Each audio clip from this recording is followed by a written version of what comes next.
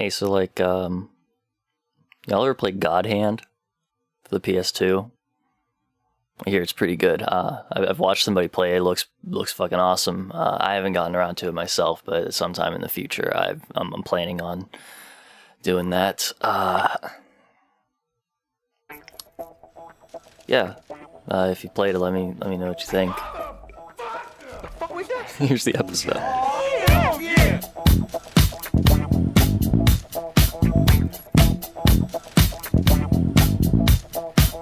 Good morning, good afternoon, good evening, Juggalos, Juggalettes, and those who don't identify as such.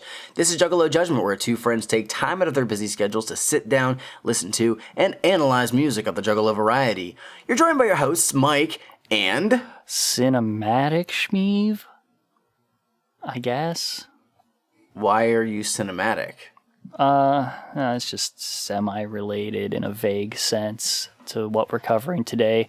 Much like how what we're covering today is vaguely related in a sense to something else. We're actually starting the SCU, the Schmeeve Cinematic Universe. That's a shame. Each one is just it's a specific aspect about your life. But they all kind of blend into one thing. You can't really tell the difference between them. Well, I mean, you know. Yeah. You can kind of just sub in one for the other, but like, except every once in a while you just release a really fucking bad one. I mean, for every Thor Ragnarok, there has to be a Thor Love and Thunder. I don't know what the fuck that is, but it's okay. Don't worry about it. I know what Thor Ragnarok is, but I don't know what the other one was. That was the one that just came out like a few months ago, and a lot of people were very, very disappointed in. And I saw it, and it's okay. It's not stupendous. It is fine. Whatever. Infinity War, though. I mean, Infinity War was fucking sick. It sucked. Fuck you. Fuck you. I cried. I cried in that movie. Why? Because I was emotionally invested. Oh, okay. I saw that movie in theaters with 10 of my friends. I was there. I know you were. Yeah. And then I went and saw Endgame, and I was the only one there. It was like life imitated art. Similar to our subjects that we're talking about today. But real quick, before we actually jump into that, I do want to apologize for anybody listening. If I sound kind of shitty, I'm kind of getting over a cold. So yeah, I started like getting sick last week, and then like 3 days later, it kind of went away. I'm like, oh, okay, the cold's breaking. Let me hack up this phlegm. But no, it's like, fucker, we're staying around.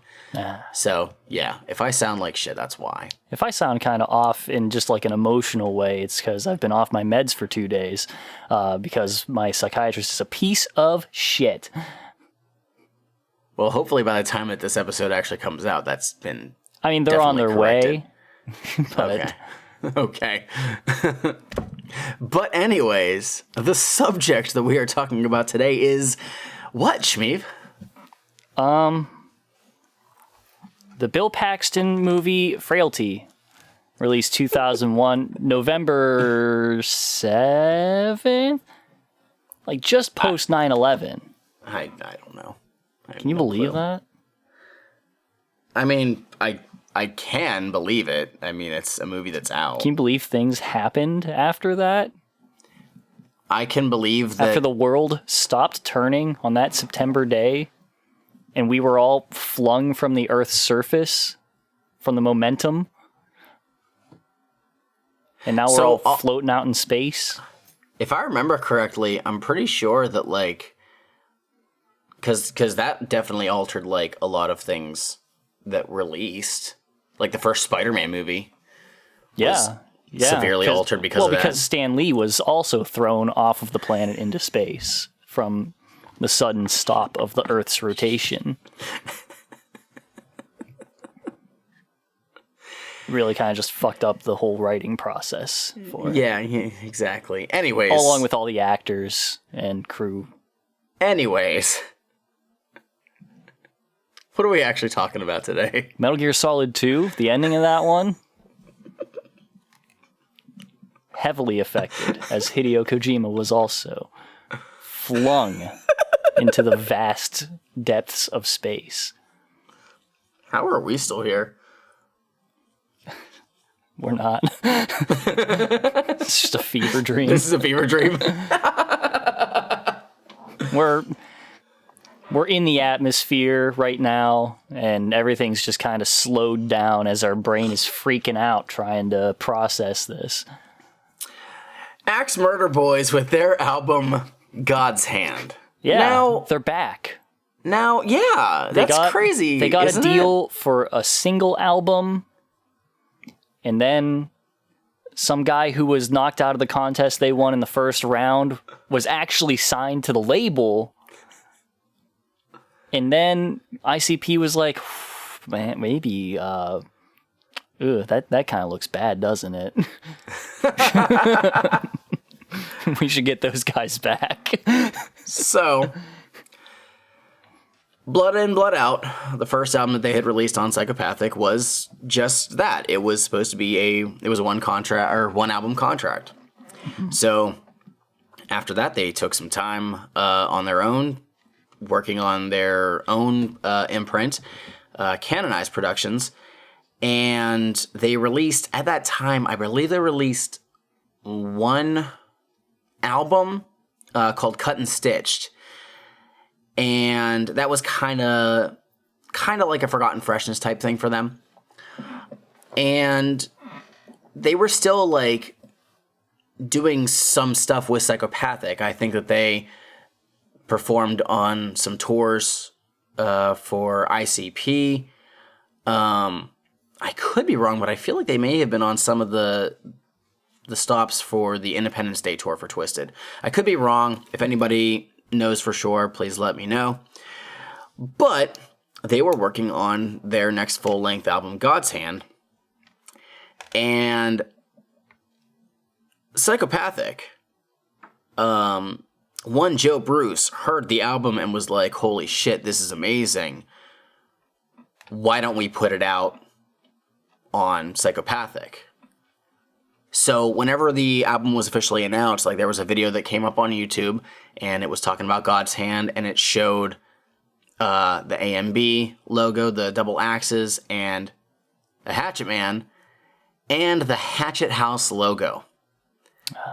So AMB were not necessarily signed to Psychopathic. They were being signed to Hatchet House to release God's Hand.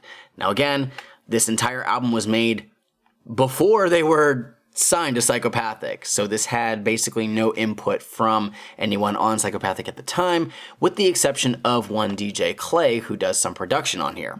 Most of this, however, is done by AMB, mostly Otis, obviously, with some other producers here and there.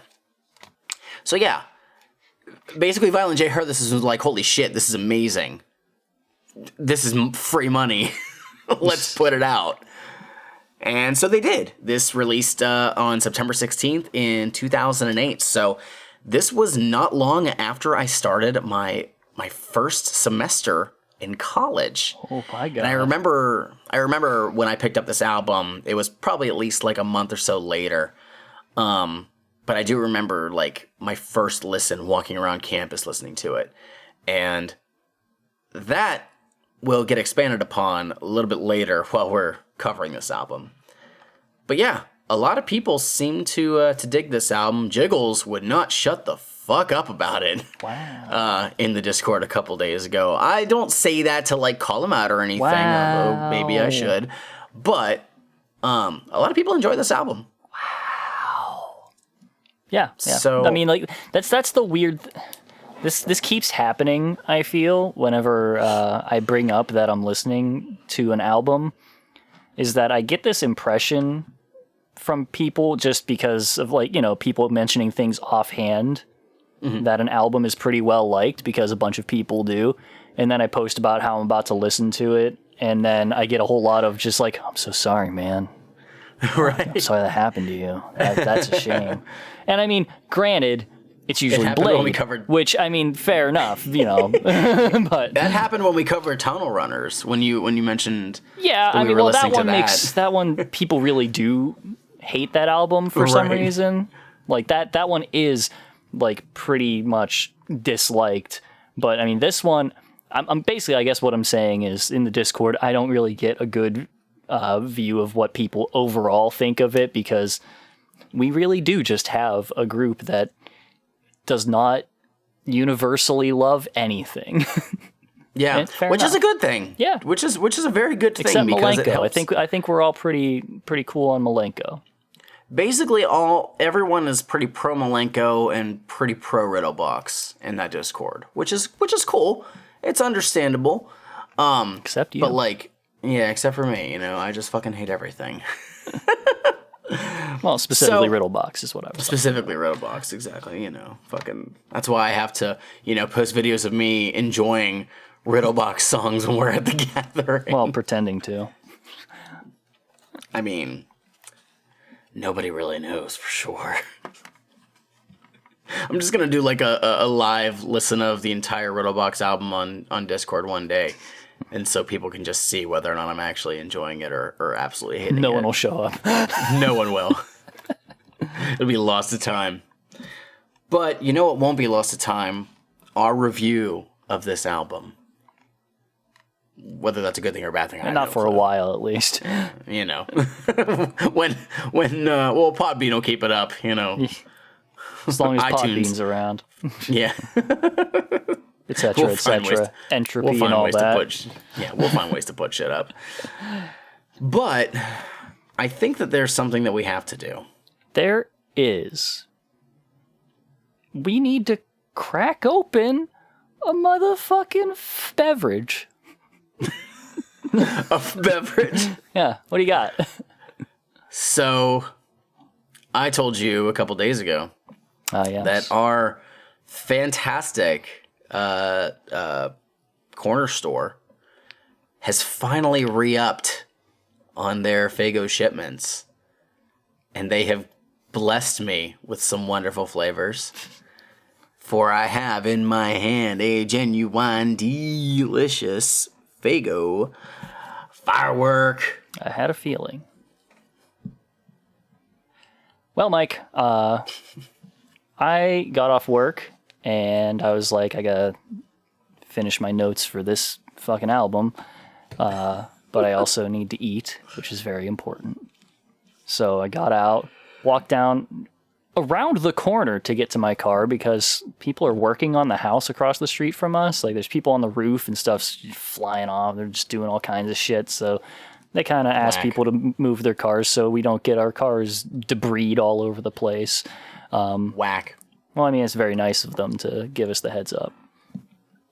mean, And then at I least went they to did that, I Burger guess. King to get my food, and I was like, I don't want to go anywhere else. It's fucking cold out. This sucks. God, I hate this right now. And so I just went down into my kitchen, cracked open the fridge, and I grabbed myself a nice, estimated 1885, containing an authentic blend of 23 flavors, Dr. Pepper. Can't even go with the Dr. Faygo. Well, you see, Mike, Disappointment. much like the way that the Axe Murder Boys turned their back on the Juggalos, I have also, once again, turned my back on the Juggalos, but like, not in that I ever actually faced them. I kind of just made like a quarter turn, so my shoulder was at them, and then turned my back again. It's hard to turn your back when you're already looking away from them. In reality, you actually just do a 360, like you look at them and you'd be like, nope, and then you just continue back and it's like the joke of like, I turn my upper turns body a 360. little bit. I catch just out of the corner of my eye. I see a hatchet man, and I'm like, nope. it's like there was a, Oh yeah, I think it was turn the Tumblr 360 post, whatever, degrees 360 and degrees walk away. and walks away. And they're like, how do you do that? And it's fucking Moonwalker, like from the Michael Jackson shit. It's the best. Anyway, let's Crack crack these it. bitches open. Ooh. Oh.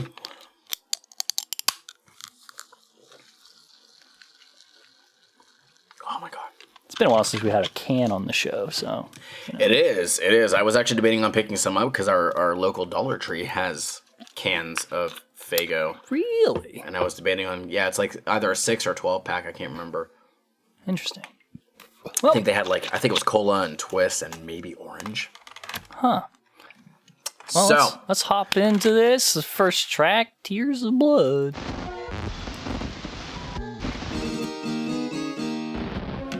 So, it's an intro. Uh-huh. Which we can basically talk over. Yeah. So, the basic premise, which is what also we see on the cover of the album, is statue of the Virgin Mary crying blood. Uh-huh. And are you aware of this being a thing? No. Yeah, so this is actually a phenomenon that's been documented over the years. The most recent was actually in August of last year in Italy. Interesting. But there's no real explanation for it. Right. Whether it's a hoax, whether it's something supernatural or whatever. But a lot of people that's witnessed, they show up in droves. So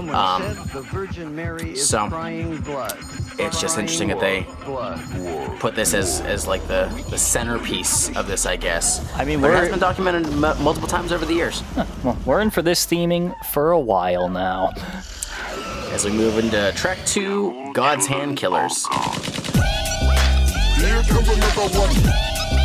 Here comes another one. Demons die. Demons die. I'm a God's hand killer. Here comes another one.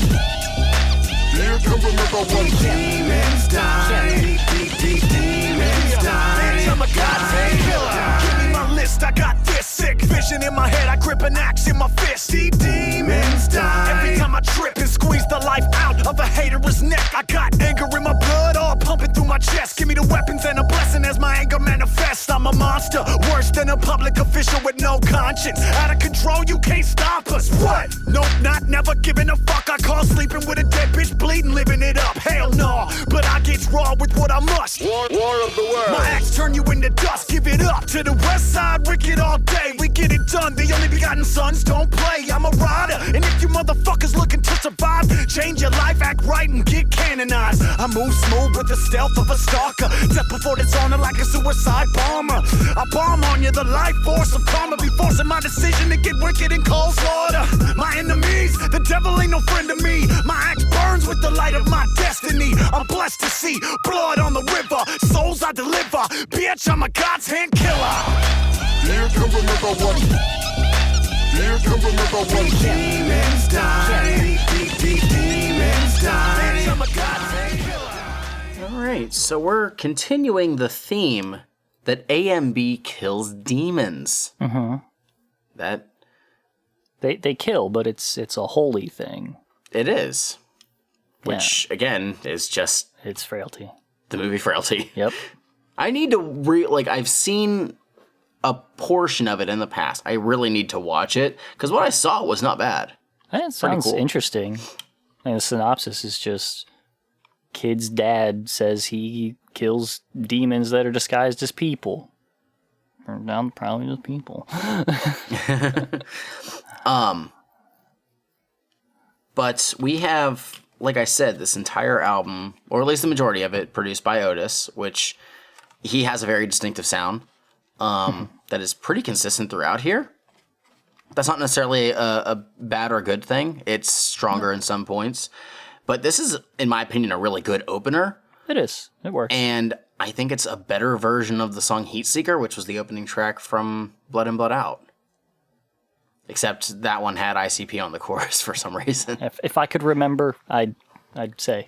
That's the one that you I made do the recall joke what I said about it. Yeah, the Britney Spears song. Yeah. But no, I mean, listening to that, we didn't get to hear any of it. But Bones Dub, he got some flows. He's got some stuff in his pocket there that he can pull out. He's pretty clean on the mic. Yeah, and unfortunately, Bones Dub gets the Shaggy 2 Dope treatment of almost never getting the first verse on any songs. Yeah, that happens. That's whatever. He just likes to follow it up. Ultimately, Otis is probably the better overall lyricist, but when Bones writes something good, like he makes his voice heard. Also, we have to make note. Ginsu. Oh, yes. Haven't heard a good Ginsu line in a while. Yeah. Aren't they, like... We've only heard that from them, right? I don't think anyone else has made that reference before. Or I believe Twisted did. Okay, yeah, I couldn't remember who else it was. I am almost certain it was Twisted who did. Well, that makes sense because... maybe Shaggy 2 Dope did at some point, too. Shaggy may have, yeah.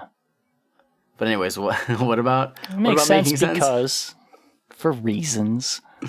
Talk about it later. But... I do like the section that Bones Dub has.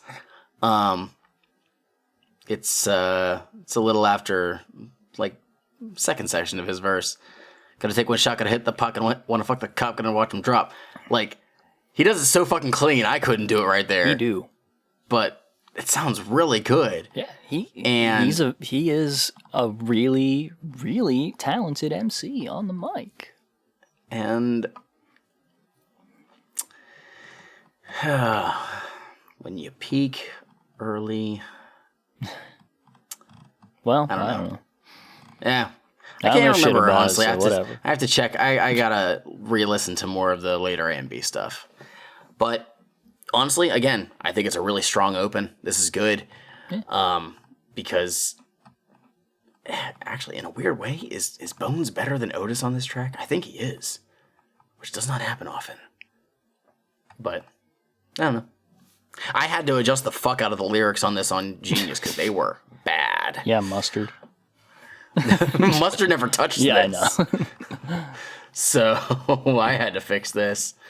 And I would say, in a similar way to what I have said about Shaggy 2 Dope before, like, Shaggy 2 Dope he just has a history of doing more experimenting with his flows and stuff. And over time, I think it's paid off for him in some ways. And similarly, Bones Dub, I think he's just got more going on than the young Wicked. I don't know who that is. Yeah, I don't either. But anyway, I think we can move on. Got anything else? No, I think we're good. Track 3, Overcome.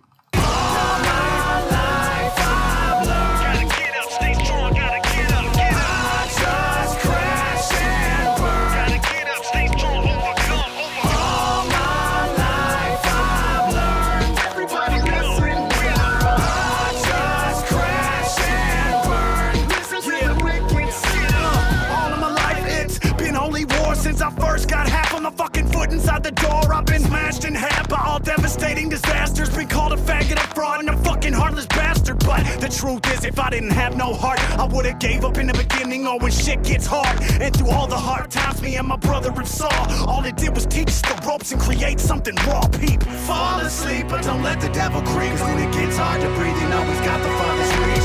As much knowledge as your brain can receive, and remember that God is alive inside you and me, please.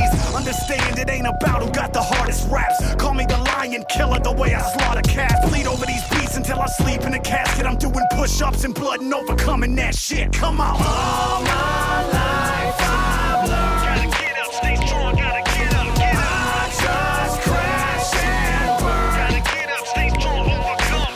All my life I've learned. Everybody listen, we learn. I just crash and burn. Listen to the wicked sing. Yeah, all of my life it's been the wickedest. Oh my god, who was that? I have no idea. Okay. I don't think we'll ever hear them again. No. Damn, Otis, it must really suck, to be called a slur. What's that like? Damn. That's rough. That's rough, buddy. I know. I, too, have been called a cracker before. For real, though. Bones Dub, I also hate the cops. I'm with you. He'd be like, fuck the 5-0. Say it with me. Fuck the law. Yeah. Legit, though, this is kind of like... This is their inspiring song. which I really wouldn't have kind of expected. I mean, it kind of is. Yeah. They're telling you, you know, hey, we went through some shit, and we're still working through it, and look where we're at now, and you can do it too. Even when people call you homophobic slurs. This feels less like that and more of just like the standard hip hop, like I'm making it and I'm still doing it, y'all thing. You know what I mean? I mean, we've never heard that on this show ever. No. And we'll never hear it again on this album. No. No, they don't. It's they don't repeat stuff. That's unique. That's not the way.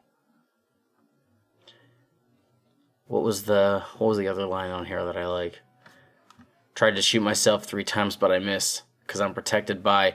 It says protected by the voice. I think it's protected by the force. Which means that Bones Dub is a fucking nerd. What? Who believes in Star Wars shit? Wait a minute. What? I know. Nerds? A Juggalo rapper being a nerd? Who'd have fucking thought? Jesus Christ. I can't keep talking about this. I'm done. No wonder Aaron has come to terms with the fact that he's a Juggalo. Because all of them are fucking Star Wars nerds. They really are, though. I was actually really surprised that the Star Wars movie day at the Gathering was Shaggy's day. Like, I did not know. Yeah, he's a huge fucking fan. He actually has is it the Sith symbol on his tatted on his neck? Huh, interesting. It's one of the 2 symbols is like on his neck. Uh-huh. So yeah, that's a thing. I don't really have much else on this. I do like this song a lot, though. Like, it's honestly one of the highlights for me. I really like the production. I like what they do on the song. It's all right. The only thing that kind of sucks, though, is there's a very, very long skit that we have. Oh. I don't remember which one this is, 'cause I don't care. If you want to go to 253. 27, I've got both the victim and the suspect here on 3rd Street, just... Steve, come in, over. 134, be advised, 3rd Street, 27 is posted with the suspect and the victim. Steve. West. Steve, it's Pete. I'm down here on Castilla, East Castilla. I got one of them Juggalo kids. I got a Juggalo perp. He's a perp. Another one of them junks, huh? Another one pump. Fuck. Juggalo motherfucker. He's got a t-shirt. Come in. He's got a t-shirt on that has 3 letters on it. A and B. We're thinking it's possibly he says he's an entertainer. I guess they all are or something. Come in. He's searching for dope. Searching for his dope. Oh yeah, man. He's got a big bag, dog. I found her tapes next to his nutsack. And, yeah, he's going to jail for sure. We gotta smoke this shit, though, so, I'll be there in 5, Steve. Tell his ass I'll be right there.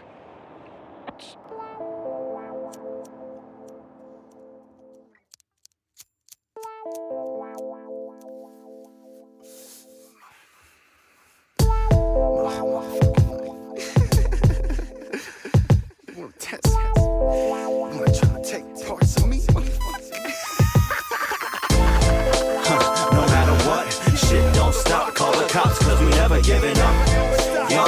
No matter what, you can throw the whole world at us. We don't give a fuck. No matter what, shit don't stop. Call the cops, 'cause we never giving up. Yeah. No matter what, you can throw the whole world at us. We don't give a fuck. Think I'm alone, but I be rolling with a D crew. Told you before, all you hoes nothing but see-through. Treat you like strippers. Throw a couple ones on the floor, and with the quickness, you be all up on my dick like a hoe. I let them know I run the same way I did before. Wherever the track take me, as long as I'm getting dough. Sitting shotgun next to Boyz Dub at night. I keep my eyes on the road. When we roll, we fight. We be scrapping everybody since a homie was 12. Never knew people was trying to keep me in hell, but I can tell.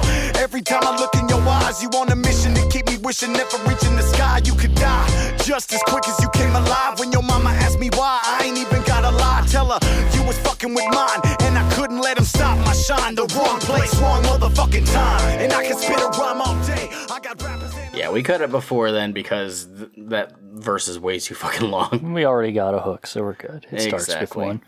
Mike. So, this was actually just an Otis solo track. Oh. I didn't really pay attention to when it happened, so. And it's also the longest track on the album at 5.5 minutes long. No, it is not. It totally is. You are incorrect. It is. That's the longest one. Anyways, you were gonna say something, Mike. Yeah.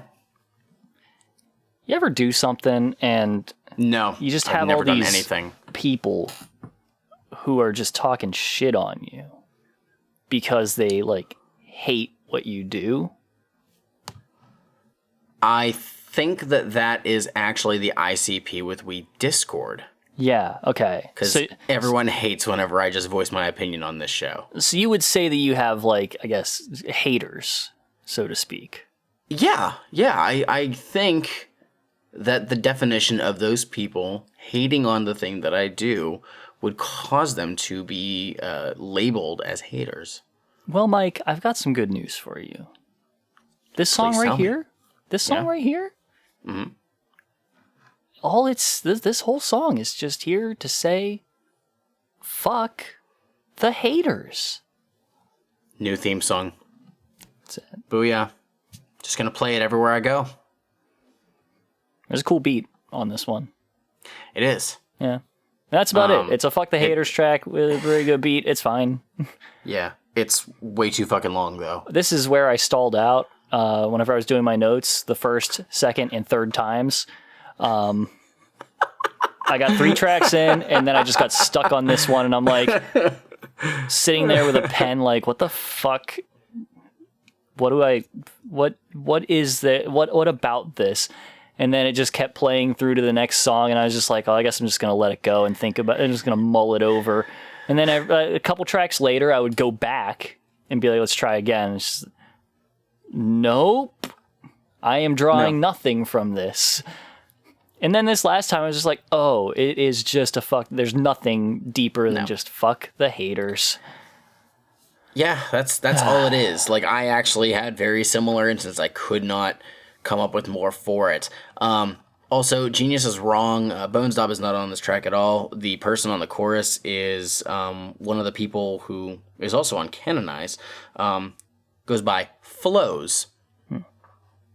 I don't know who that is, but Bones Dob was actually there for moral support. He was in the booth with them. Flows Dub. But yeah, this track is 5.5 minutes of fuck the haters. Yeah, and it's unnecessary. The song itself, like the production is great. It's got a good instrumental, which Otis does very fucking well. Yeah, but it did not need to be as long as it is. It's crazy that we had the last song that had that it was basically a short song and then had a 1.5 something skit. No, that's like looking at this song, I would have thought there was a skit on there, and it's not. No, and it's wrong. Whatever. It's wrong. It's so annoying. You're annoyed by everything, though, so. Yeah, you know what? That's me. That's how I operate in life. Just annoyed and frustration at everything I encounter. Well, not everything, just very specific things that aren't much. That just happen to show up very frequently for me? Is that okay? Thanks. And this is like a handful of things. It's like, this song's so long. This song, it's not that long, but this part of it is so long, and I don't like it. You have anything else for this one? Song's too slow. This song is too fast. Do you have anything else for this one? This porridge is too cold. Well, this next track is just right. Track 5, Red Rum Where I'm From.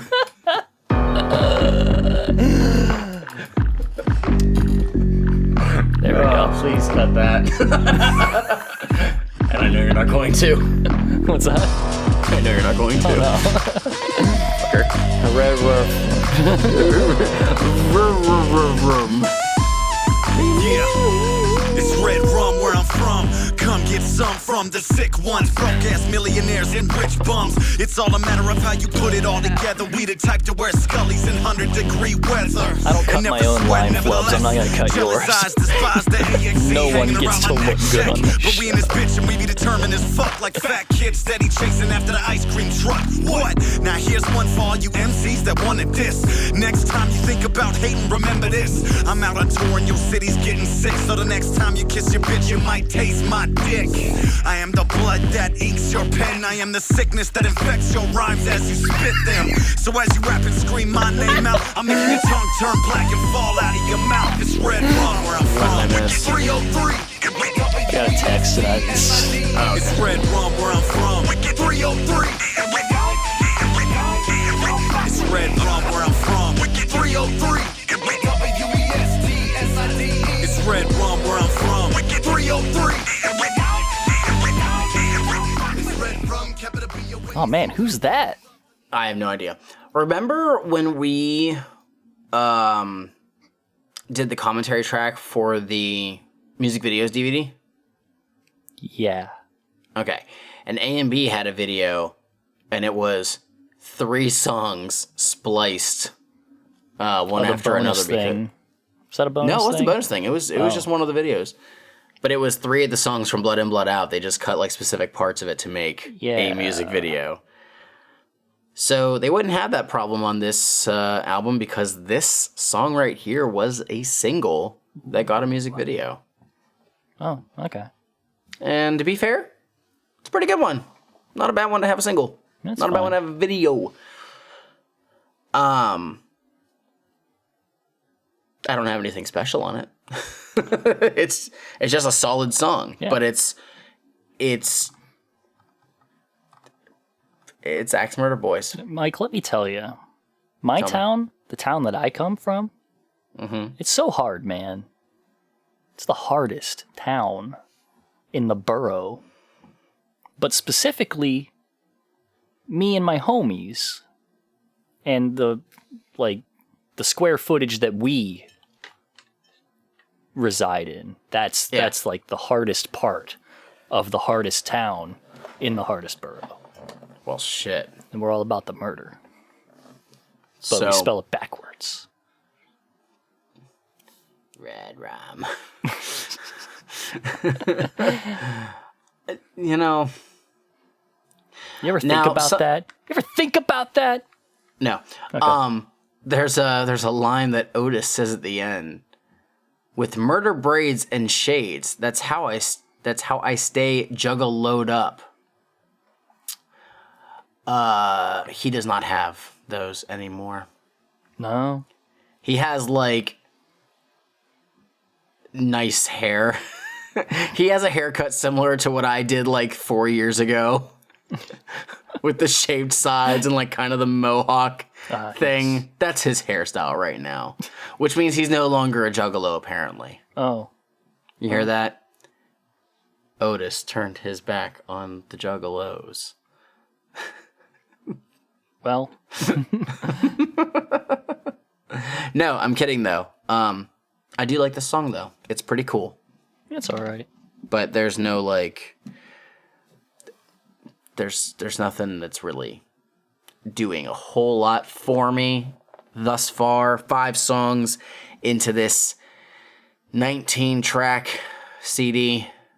Yeah, there's not... Okay, so I'm just gonna foreshadow for y'all, right? We're doing that now? There's just not a whole lot to say about anything on this album. Yeah. That's kind of the way that it is.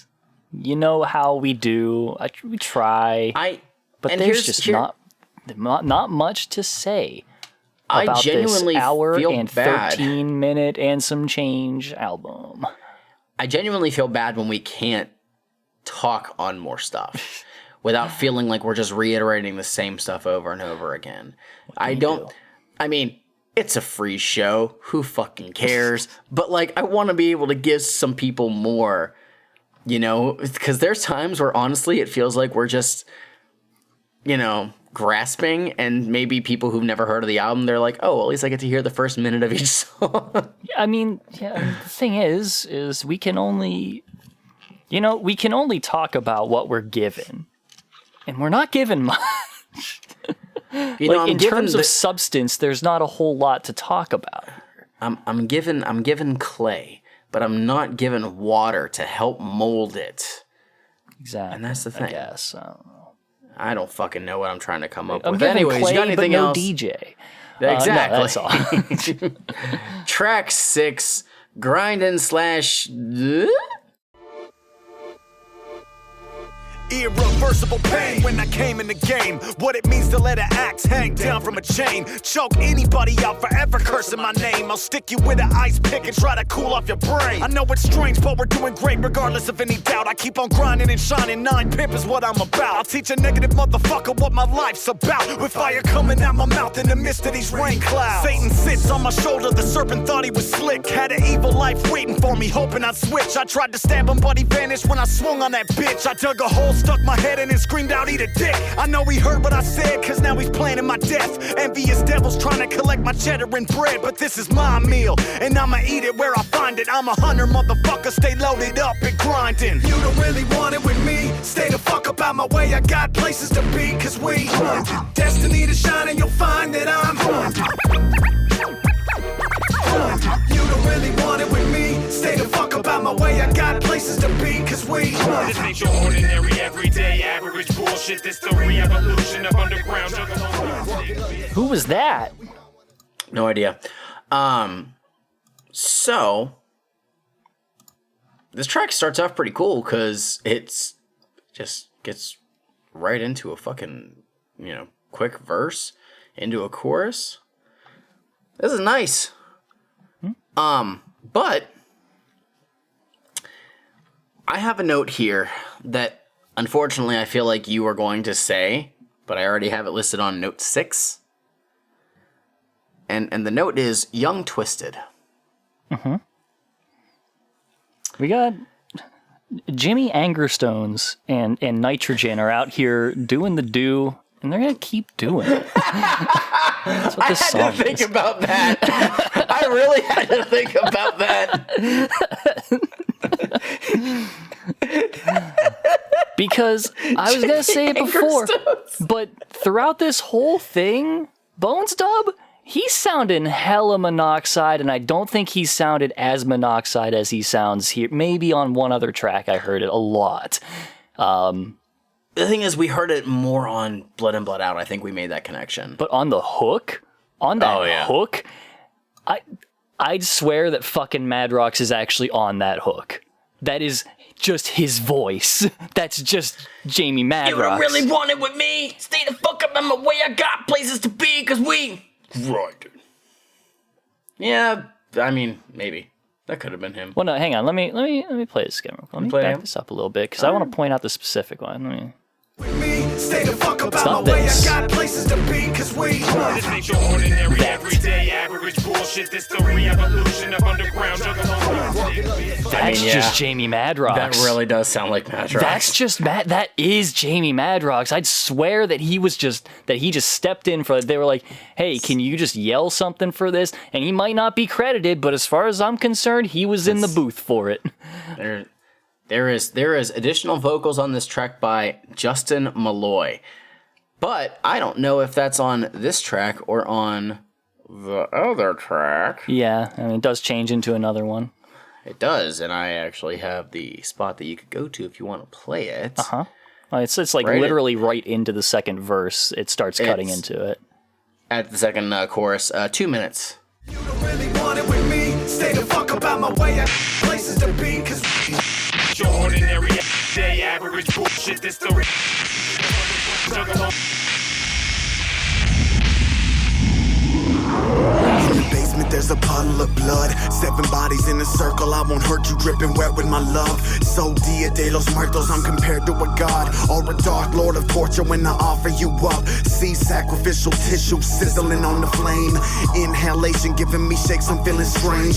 Talking board teaches me how to unlock my brain. The haters don't ever change, they just call it a game. When the peace move and teach you of the truth that come straight from the veins of the rivers beneath Jerusalem. Jerusalem, J rules Salem, James rules Salem, but the witches couldn't save them. They all died, burned at the stake, let me take them. The planet is baking, I'm thinking the Father's forsaken.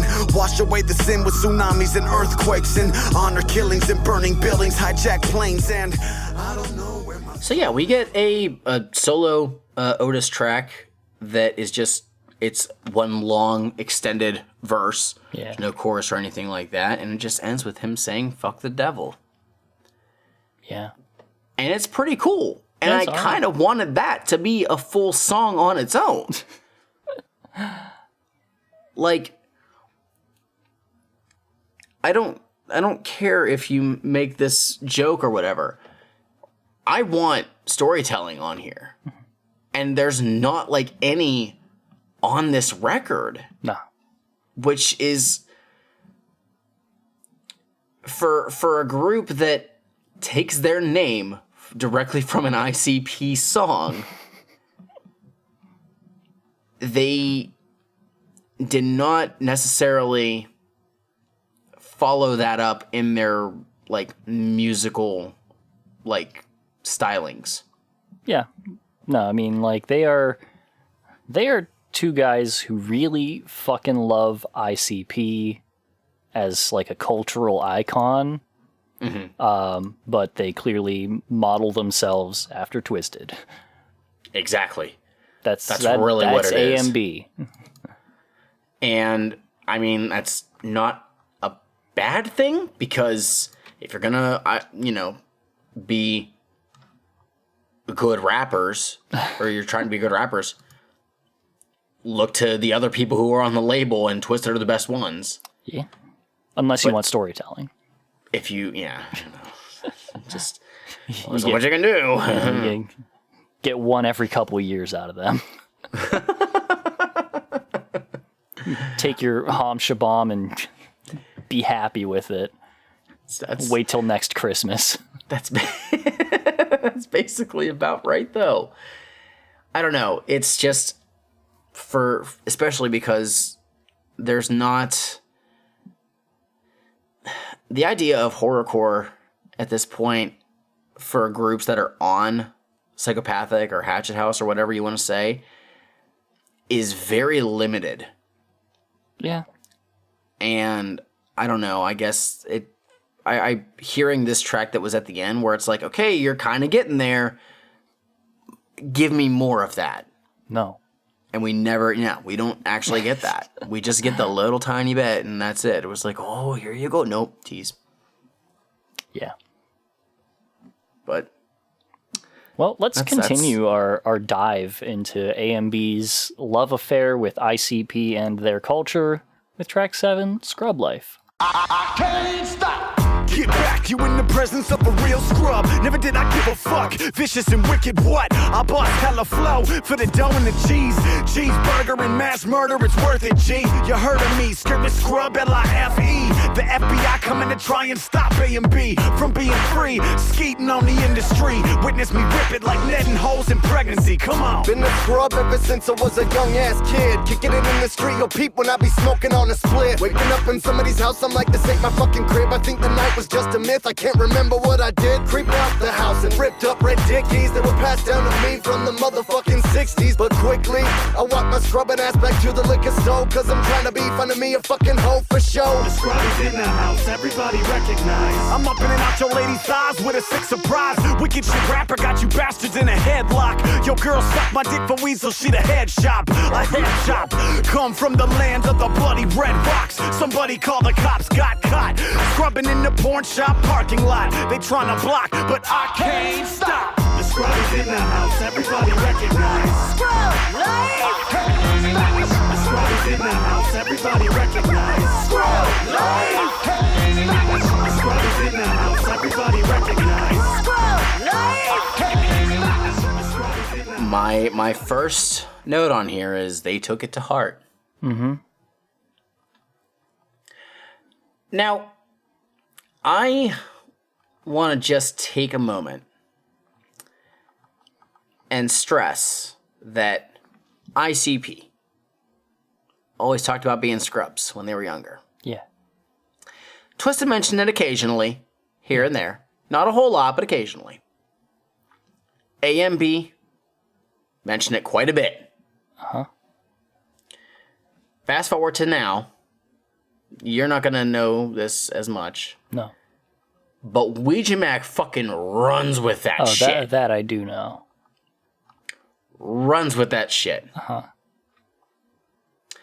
Prices of his merch don't reflect that. Anyways, going on. I have another note here that says Otis no. And I know what that means, but where is it?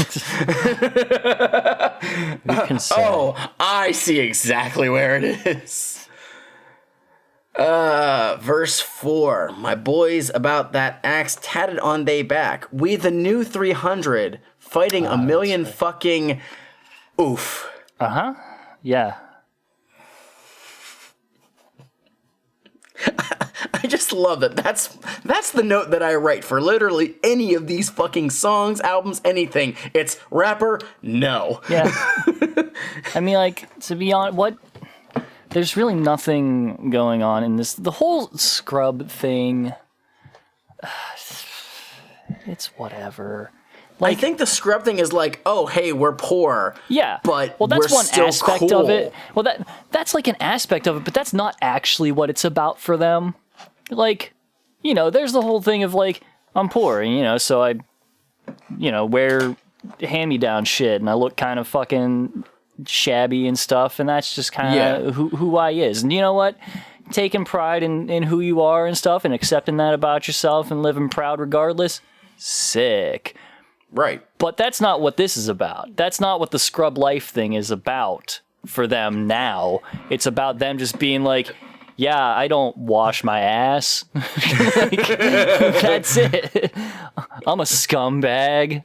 I suck shit. It's also like, yeah, I use it as an excuse to be an asshole. Uh-huh. It's like, no, that's not what you do. Like, you should not want to be that kind of person. You want to be fucking cool just to show that, oh yeah, I got a good heart. That's why I'm a God's hand killer. I kill demons and I'm not an asshole. Can't get no bitches if I'm an asshole. But apparently these scrubs can. I don't fucking know. Jeez. No bitches. That's all. Like, when TLC was talking about no scrubs, like, it's not simply the fact that, you're poor or whatever. It's that you bring nothing to the table on any fucking level. You hear that, Otis and Bones dub? TLC don't want you. Exactly. Improve yourselves.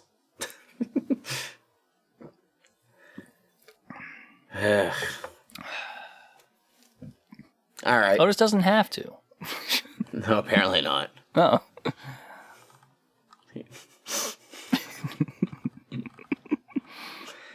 All right. We can move on now to track 9, Underground Sorcerer. Uh-huh. No. Shreve. Yes. This isn't track 9, Underground Sorcerer. Yes. Why not? I'm waiting on the rain, waiting on the pain to come, and I know it's gonna come. I'm waiting on the love, I'm looking but it ain't no love, homie, it ain't no love. Yeah, fresh to me, it's like stabbing a motherfucker or flipping your homeboy off just cause he got cut off in traffic. I'm waiting on the love, I'm looking but it ain't no love, homie, it ain't no love. That pressure that I represent, my dollar bill and 30 cents. Picking me up a 40 ounce, headed off into the venue where my homie Otis hit me up. He said, I got the hook, what's up? I got a 50 on it, so you know I'm not gonna give a fuck. That weed about to rock a show, the ringtone goes off on my phone. Bitches wanna chill before I rip a fucking microphone. Crew is hella tripping, yo, we got 10 minutes till we go. Hit the crowd, bust it loud, pickety fresh like smoking pound. F to the R-E S to the H. Family remains eternal. Stop hating. The fresh crew bless you haters with greatness. Drop a fresh crew album hitting platinum status. You can't break us. International players in this bitch. Props to the 6 ninjas, they the Canada clique. And props to the big titty chick that they roll with. Them some fresh motherfuckers to rock a show with. No shit. I'm waiting on the rain, waiting on the pain to come, and I know it's gon' come. I'm waiting on the love, looking but it ain't no love, homie, it ain't no love. Yeah, what I think is fresh. The motherfucking OZ or the ooh-wee. I'm waiting on the love, looking but it ain't no love, homie, it ain't no love. Motherfuckers tripping, slipping, won't catch me doing that. The way you rapping, dubs that keep me sane, don't make me backtrack.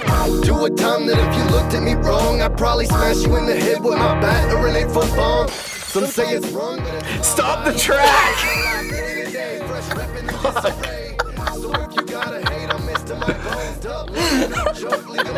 Stop the fucking track! Friendship with family forever. Fake friends get fucked, your face gets fractured. Foolish little phonies finally feeling for better.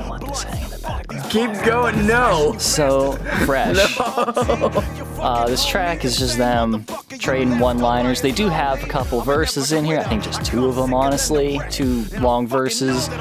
And then the rest of it is just them over this chorus, just one-liners back and forth. And yeah, it is precisely 10 minutes long.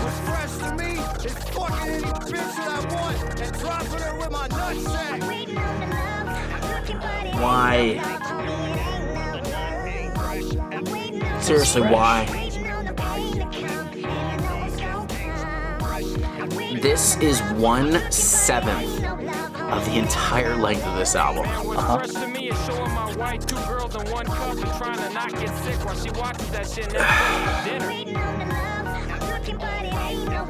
Yep. So, my first time listening to this album, walking around campus. Here we go.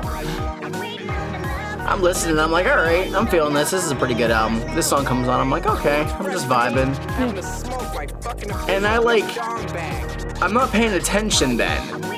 And then, after a minute or two, it kind of just hits me again. And I'm like, did I accidentally, hit repeat or something? Did I hit back or whatever the fuck? And then I look, and the track says it's around, the 5.5 minute mark. And I'm like, what?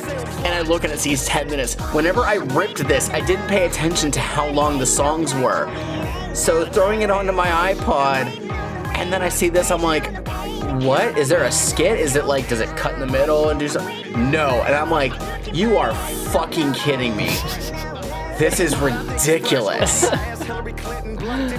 It was just not a good time. I would take an instrumental of this and solo over it for 10 minutes.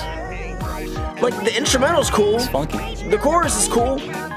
But I don't need the fucking random one-liners from A and B and I guess their canonized crew. I don't need it. This is for the Golden Goldies people. No. Oh, it is. No. It's the same kind of thing. I don't know why you are so defensive of fucking Golden Goldies. Over being compared that was as bad to this. As this. Oh my god. That was not as bad as this. Oh, it was. I listened to it. I know it was. Your opinion is heavily skewed. By what? How bad Golden Goldies was? Yes, exactly. Can we please move on? You're just biased because it's terrible. I guess if that's what bias is, now, yeah, sure. Can we please move on? Well, no, because I still have things to say about this. Hurry the fuck up. So this song is not just called Fresh, it is called FRESH. It's an acronym that stands for something I don't remember. Family remains eternal, stop hating. Oh, that's what it is? Okay. And I think Jiggles brought it up, and I was just like, I'm not going to remember that, and I don't know. I mean, Otis mentioned it in the song. Oh, did he? Yes. Oh. He straight up says it. Well, I was checked out, so this comes on, and as far as I'm concerned, it is just fucking instrumental because I'm checked out of it. I'm not paying any attention to it. But yeah, and it's, you know, I think it's pretty fresh, you know. Can we please go to the next song? No, I mean, listen how fresh it is. I don't want to listen to the rest of this song. Are you hearing the freshness here? I swear to God. Mike? I will cut this shit off. How? So what are you gonna do? I'll just go away. I'll just fucking leave. Drive to your house and play it outside your window. Also, to be fair, I don't think that we can have all of this playing during the fucking actual episode. We've done it. Anyway. We did with like homies once, but not a 10-minute long song. Twice, honestly. Anyway, that's fresh. What was the other one? I mean, I don't remember. I mean, I know for our intro, our first episode ever, like the pre-episode, we had Hocus Pocus playing for the whole thing, and then Piggy Pie, actually the one right after too. Yeah. Oh, I totally forgot about that. But then also, I believe I've played Homies several times. Straight up did. All right, let's just move the fuck on, please, because we're not even at the halfway mark. Track 9. Track number 9, Underground Sorcerer.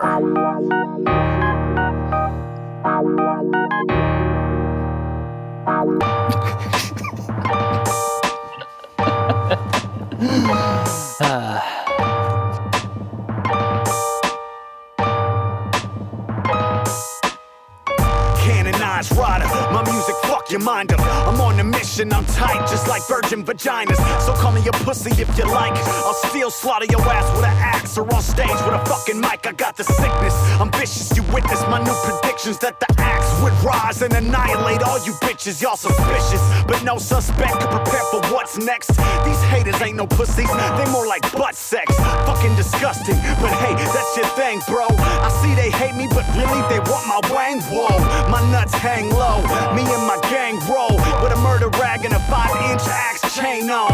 It's 303 reppin', my music is my message. So in that case I'll say fuck y'all and God bless them.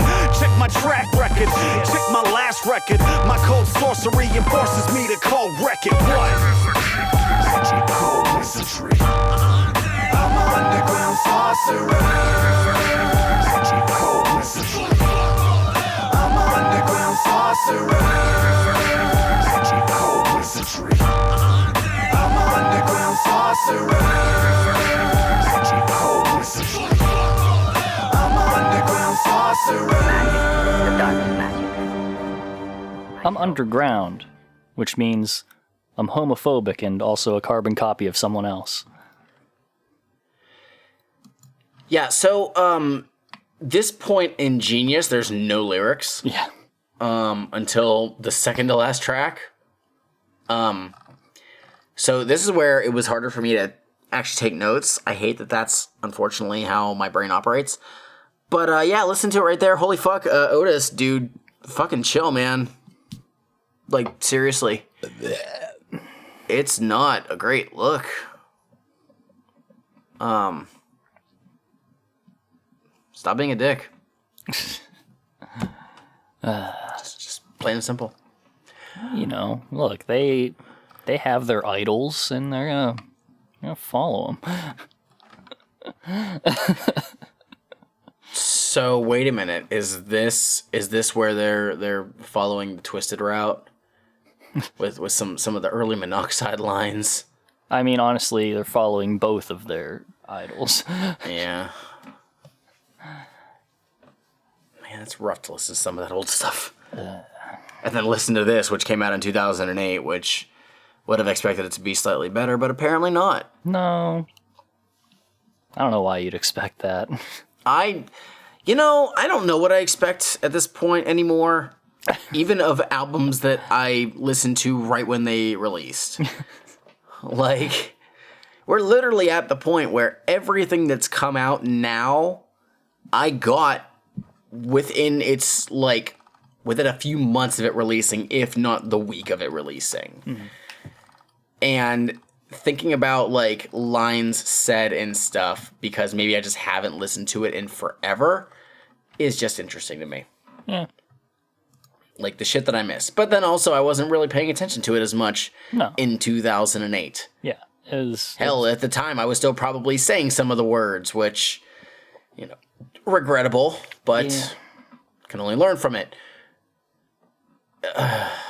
Just, goddamn. I don't even have anything for like the rest of the song. Well, it's just, all I put was that there's amazing production on this.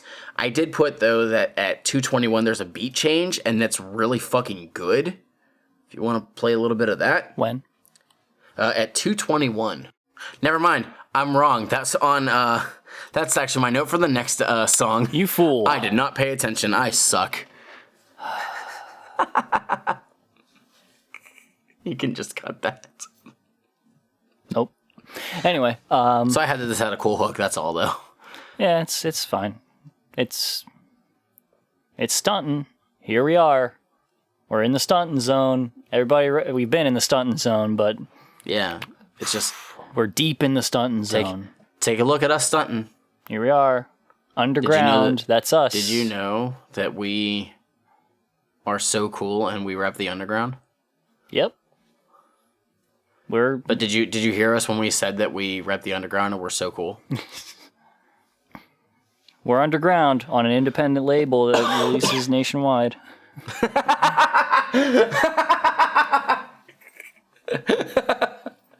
That's us. Woo.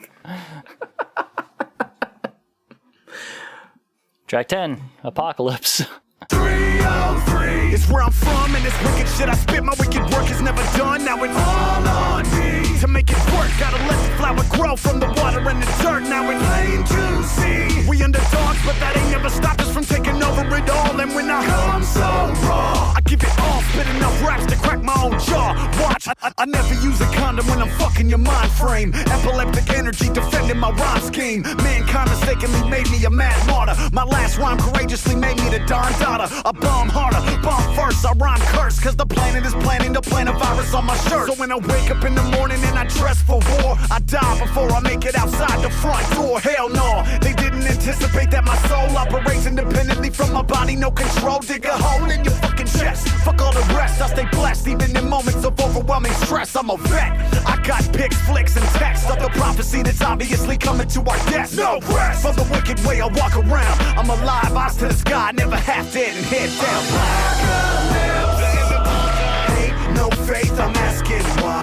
All alone, angels got me, they watch me grow. Never fade, praise the children, thanks is given.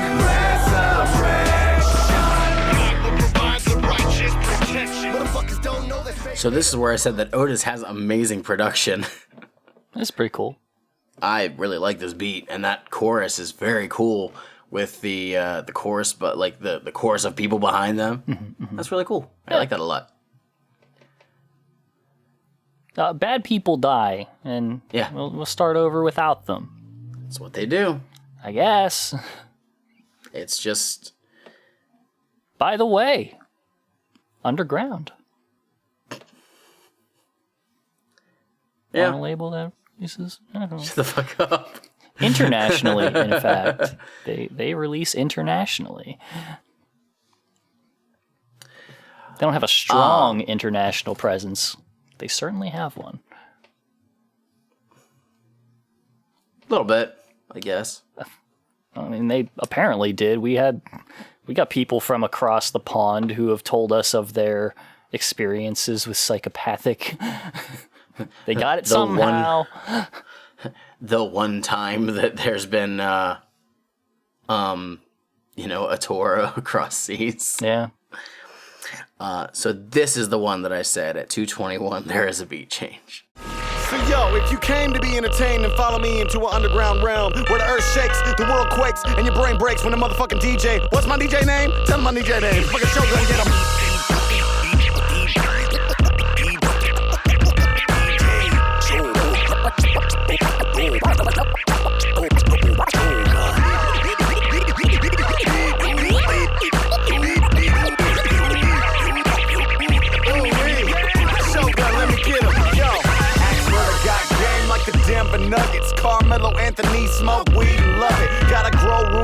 supplying my whole team blunts twisted. Keep them apocalyptic thoughts clean. Drop green on a bitch. There you go. That beat is so fucking good. It's pretty cool. And hearing like the bells, that is such a like underrated instrument to put in a beat. Yeah. Because the immediate song that comes to mind for that is the intro track to It's Dark and Hell is Hot by DMX. It is so fucking good. But man, I like that beat more than I like the bass one for Apocalypse. Like I would have liked a full song of that. But alas. Shout out to DJ Shogun though, because damn, that shit was good. Yeah. I don't know who that is, but it was fucking sick. It's pretty good. Pretty good. Nice to have the Macho Man. Oh yeah. Yeah. Shout out to Church Bells. Remember when we had a set of those in the band room? Specifically for the 1812 Overture and Symphonic Band? Because at the end of it, like, there's a whole lot of church bells, like, because the fucking, you know, it's supposed to be like all of the churches in the town ringing their bells and stuff. So literally there was a section at the end of the 1812 Overture where we were just beating the shit out of them, like not playing anything in particular. We were just making noise on the church bells. That was sick. I don't even remember that. Oh. I do remember playing 1812 Overture because I loved it, but that song is fucking sick. But yeah, I don't remember that. Big cannon blasts and the church bells, man. What a time.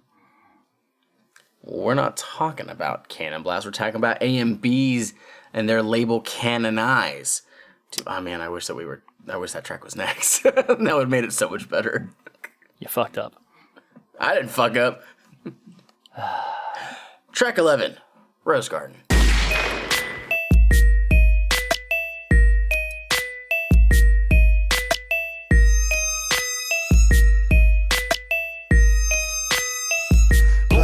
Around my face, the stench of bodies rotting inside this place. No escape from the years of sacrificial waste. Breaking bread, cadavers dead, and devils dying to dead me. Cause I got a body count that amounts to the Dead Sea. Full of sin, don't let me fall in love again. The love I have for erasing hatred from the world we're in. The worthless skin and flesh of a nation possessed. Garden of blood, host of departed, laid to rest. Black rose, darkest black licorice, surrounded by a black fence where black crows sit and wish. The black rose I sniff smells like the black soul that fertilizes it. Smoke rising to the mist as I drink. Black roses, hurting the blood like wicked wood. Homie, come and wake me up. Black roses, hurting the blood. Don't let me fall in love with it. Wake me up. Black roses, hurting the blood like wicked wood. Homie, come and wake me up. Blood, don't let me fall in love with it, wake me up. This is the point, surprising I know, where I want more substance from AMB. I literally could not pay attention to this track at all. But this is where it's about that movie. I don't know what we're talking about. Yeah. Well, it's like they're vaguely gesturing at the Bill Paxton movie at this point. Oh, they've never done that ever. But they're like vaguely gesturing even harder.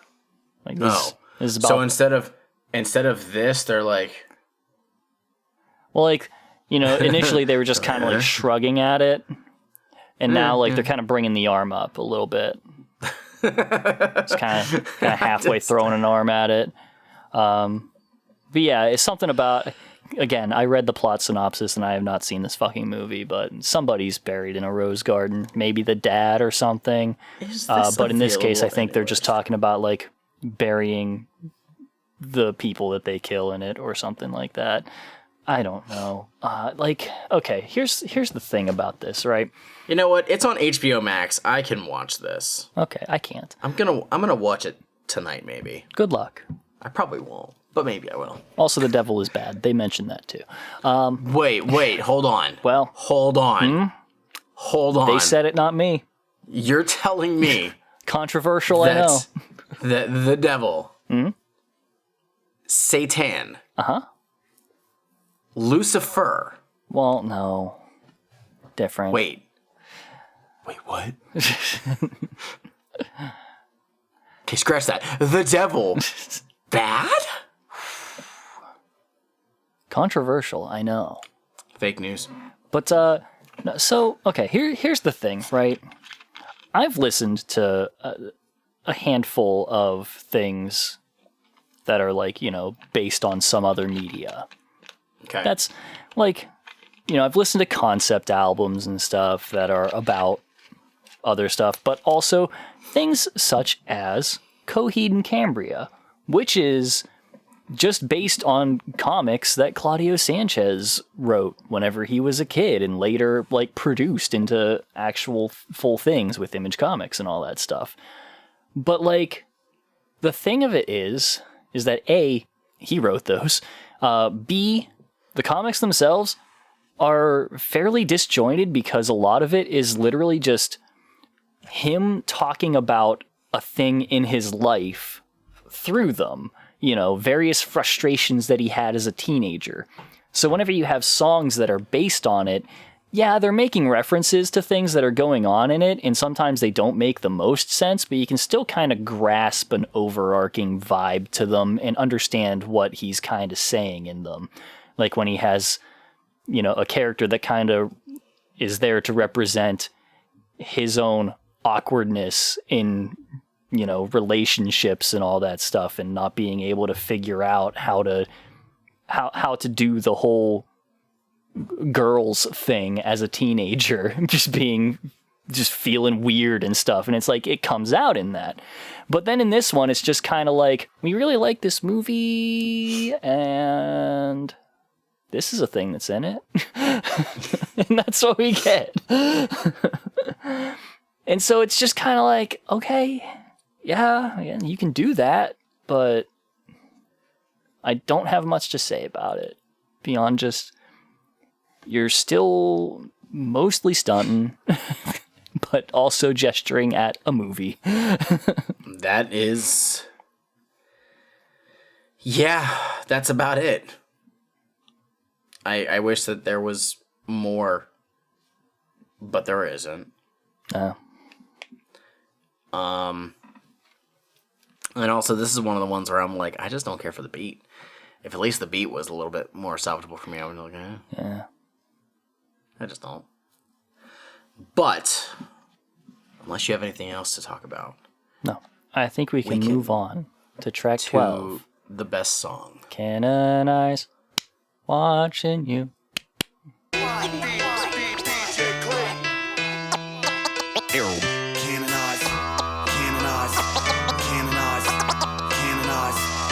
Somebody tell me why I'm still alive, cause I'm a motherfucking kamikaze bitch, I ride.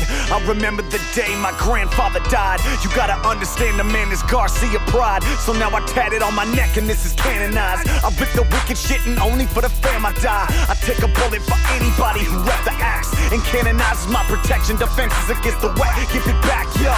A lot of people say we changed. My records are still psychopathic and my music is hella strange. And my black Suburban be making noise when I ride, and my real life production is bumping, we call it canonized. Ride all my life, never die. All my life, canonized. Yeah, I can't stop it, the action's everywhere. Murder mission, this is scrub life. Fresh crew, everybody true, fuck you. What you gon' do when we all on the surface? Canonized, bring the shine, that's my only purpose. Murder mission, this is scrub life. Fresh crew, everybody true, fuck you. What you gon' do when we all on the surface? Canonized, bring the shine, that's my only purpose. Boots up, stop them down, shut them down. Pick your boots up, stop them down, shut them down. Pick your boots up, stop them down, shut them down. Pick your boots up, stop them down, shut them down. Who was that? I have no idea.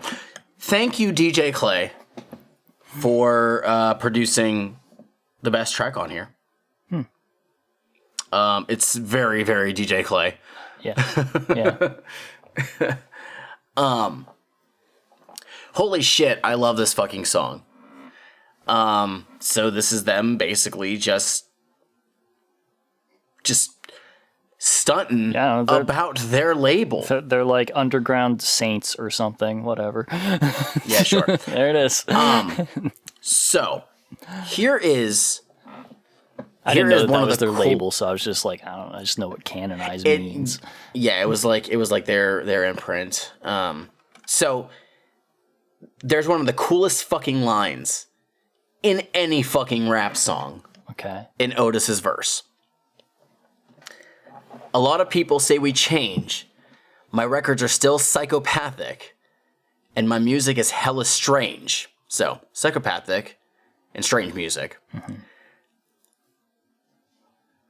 My black Suburban be making noise when I ride. Suburban Noise Records. And my real life production is bumping, we call it Canonize. Real Life Productions was Isham's label. Huh. So literally just shouting out all of these prominent underground labels, but like making it all make sense in that line is just so fucking cool. I love that so goddamn much. It's very clever, in my opinion. That's all. Okay. I don't know. And I just really like the song. I think the chorus is cool. Yeah, it's alright. And then there's a little like kind of skit at the end. Is there? That leads into the next song. Yeah, that one.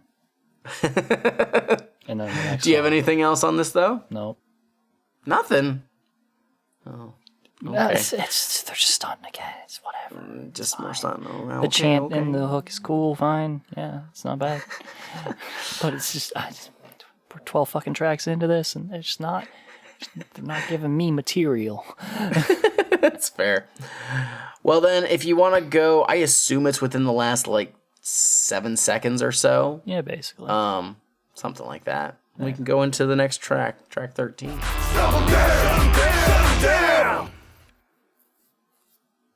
Beat a stripper up, stomp her down. Beat a stripper up, Can I say it? stomp her down. Suck your dick? Yeah, look at that ass. Got my dick on hard when she passed. A couple of minutes and I'ma need some new pants. I don't give a fuck if you got some mans. Slap that motherfucker back with them pounds. Back to my spot, gonna get you hot with a lot of this murderous love.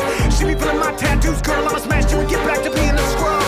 I'll be out on the road if you're sending me cell phone pictures of her naked ass. The whole crew take a look at her too. What do I do? Tell her she cool and try not to laugh.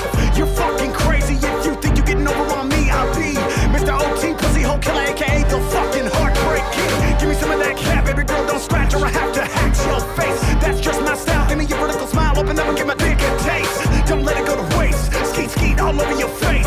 Ain't there now to know nothing safe. I never used a condom that didn't break, it ain't fake. She's dead in her eyes, but she looks so alive. She's begging me for it, gonna let me get inside. I see in her eyes, she wants my whole life. She always asking me why, I guess she gotta die. I'm addicted to fucking all these bitches. All these bitches addicted to my dick is sick. I'm addicted to fucking all these bitches. All these bitches addicted. Get on my face. My bad, I mean, what's up? So this is produced by Improv. I don't know who that is. I don't either. This is the Juggalos song of the album. Probably. I I assume. think Canonize was, actually. Well, Oh, really? Underground Sorcerer, maybe. That was what I think, yeah. And one towards the end, I know that much. Yeah. I feel like people like AMB and basically everybody on Psychopathic Records, just like stick to sex dolls, I guess, because that honestly just sounds like what you're looking for. You just go with that. So, real quick, we were having a conversation with Aaron and Eric and mentioned very briefly about different terms for vaginas. Oh yeah. And vertical smile is one that I totally forgot about. Yeah.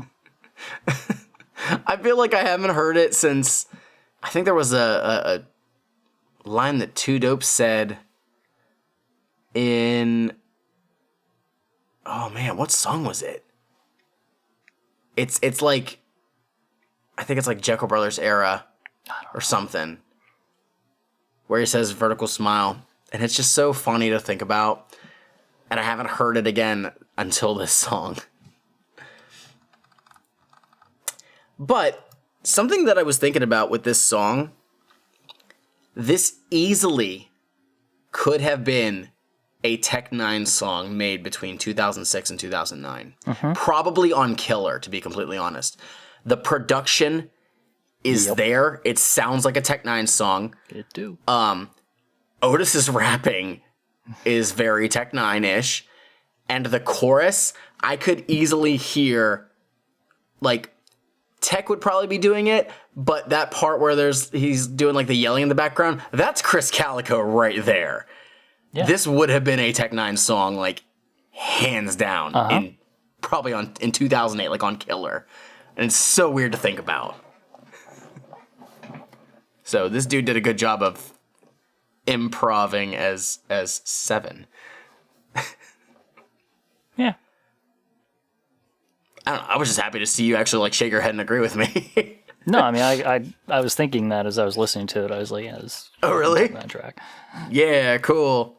Go me.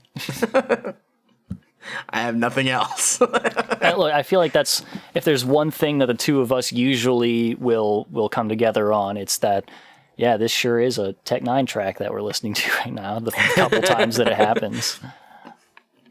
Yeah. Yeah. Like that one on Independence Day that I don't remember. Maybe the two on Independence Day. That wasn't the one that wasn't a Tech Nine track. The one that had Tech Nine on it. No, I think the ICP one.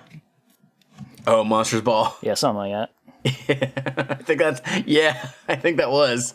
The chorus is very like, Chris Calico should have been on that and whatnot. Anyway. Well, done with this substance. So let's move on to the next thing. Track 14, Peace. Bye. He left me. Got him. Motherfucker. I don't know if he's going to cut this out or not, but the motherfucker just like ended the call on me. Asshole. That was awesome. Oh, hold on now. I need to fucking... Yeah, no, I'm getting it. Asshole. I need to reset some stuff. It's all good. Fucking hell. It was worth the joke. It would have been better if we actually like can record this visually. Track 14, Apparently Peace. Not.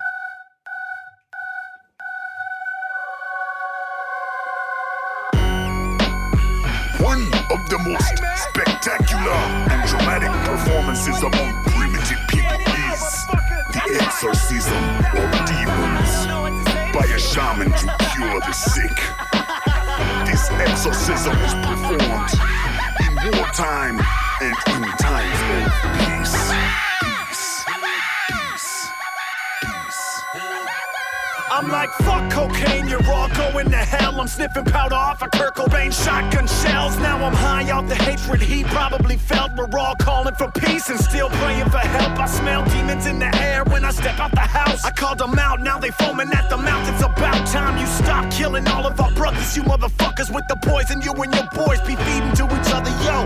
Visit the graveyard day of my death. Come back and bury all you motherfuckers. Who next? I got a mad grip of killer shit hitting the streets. Dead poetry over beats, banging freedom and peace. So peep, I know you hate me, but my God is stronger. I watch my adversaries burn in the flames of their karma. I never represent with demons and I'm killing the beast. I challenge Satan in my sleep, but the devil don't want no beef. No justice, no motherfucking peace. I be reversing irreversible speech. Now everybody want a piece, but nobody want peace. So grab your piece and take a piece out your jaw. Got all your teeth bouncing off the street. I love the tendency to bleed. I'm a beast. My hatchet had to handle hella beef. My crew assaults you in the venues in the middle of the streets. Please listen to the lesson that I teach. Use your fucking mind inside. All of my enemies are fucking weak. What the fuck you talking about? Why don't you lay it out? Wow, who was that? No idea. Anyways, God is on my side, but not anime. Mm-hmm. Just that. Yeah. I like the the intro where they're like, this is the way that people from different cultures talk, people who would believe in voodoo and such. And it's like, okay, you don't really need to do that. Whichever one of you did that, because I know it was one of them. Anyway, a piece that's rife with injustice is bullshit. Yeah. There's a word for I wasn't able to think during this. My brain's just been completely fried while I was writing this. There's a term for, is this like negative peace or something? I can't remember what the fuck they say. There's a term that somebody used once referring to times of quote unquote peace, like, whenever we're not at war, but people are still suffering because there's just an absence. Like, it's not really peace, it's an absence of people calling for justice. So if it's negative peace refers to the absence of violence. When, for example, a ceasefire is enacted, a negative peace will ensue. It is negative because something undesirable stopped happening. AKA the violence stopped, the oppression ended. Interesting. Okay. So I'm not sure if that's what you meant. Yeah, I don't know. Sounds weird. Anyways. What's up? Editing Shmeev here with a quick addendum to this. The term negative peace refers to the absence of direct violence, which is to say, people being hurt and killed, etc., etc. Whereas positive peace would be the absence of indirect violence, structural things, and all of that. So that was what I was talking about. It's just, if you look up definitions for it, the first one is kind of incomplete and stuff. So I just want to throw that in here. All right, back to the episode. Peace. But yeah, they're talking about that a bit in there. And yeah, that's good stuff. I like that. Thank you for bringing that so I could talk for a minute about that. But otherwise, yeah, that's it. It's not a bad track. I like the use of the word peace in the chorus. It's good, yeah. Just various uses of it, the different spellings, is very cool. Well, Mike, I personally hate that they rhymed peace with peace with peace. That's whack. It's okay. I'm sorry. It's almost as egregious as Pitbull rhyming Kodak with Kodak. Or Busta Rhymes rhyming my dude with my dude. No, I mean, they just straight up rhymed peace with peace with peace, though. They did. But it is okay, because they are different words. They are. But, that's the inherent contradiction of rhyming and such, is that a perfect rhyme is just the same word. I mean, yeah. That's... So... We are really reaching at this point in the album, so I think we should continue moving on. Track 15, Kamikaze.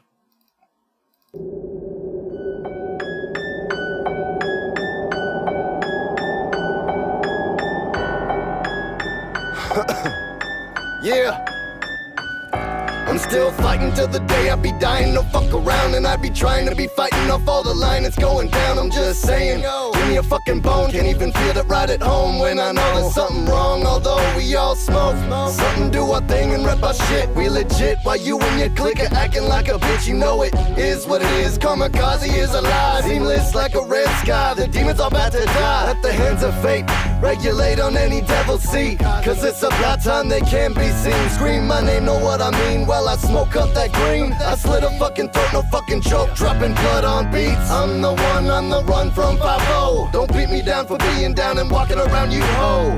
Dive bomb strike in the middle of your house. Come about what's right to do, keep in mind which path you choose. Fuck you. What the fuck now? Demons getting shut down. What the fuck now? Demons getting shut down. What the fuck now? Demons getting shut down. What the fuck now? Demons getting shut down. There ain't no shaking and what can't be shook. Look, there ain't no moving me, motherfucker, I'm true to thee. Kamikaze and the shit I believe, I'm begging you please help me kill this fucking disease at ease. You ain't protected by them satanic rituals. Something about like sacrificing one's own innocence to save others, maybe. God and stuff.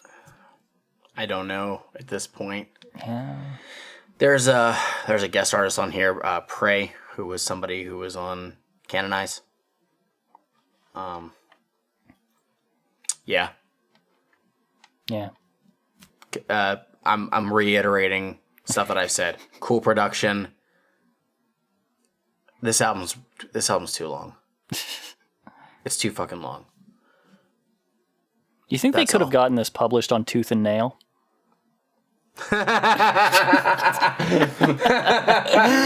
I think that there is quite a bit too much swearing to warrant a nationwide release on Tooth and Nail. Oh, also, he is an underground sorcerer, and that's no good.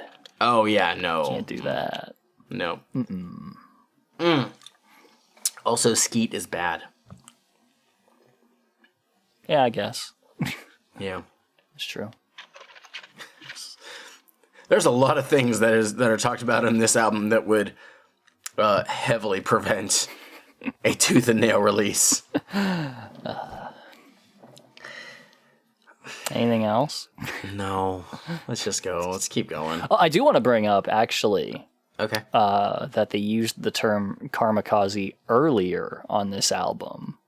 They Possibly did. on Canonize or something. Because I'm a motherfucking kamikaze bitch, I ride. That's on Canonize. Yeah. Before this song happened. So everyone's just kind of like, what the fuck does that mean? And then you get here and they're like, oh, shit. Oh, that. That's what he meant. I still don't know what it is. That's... sounds about right. Anyway, let's move on. Let's move on. Track 16, My Brother's Keeper.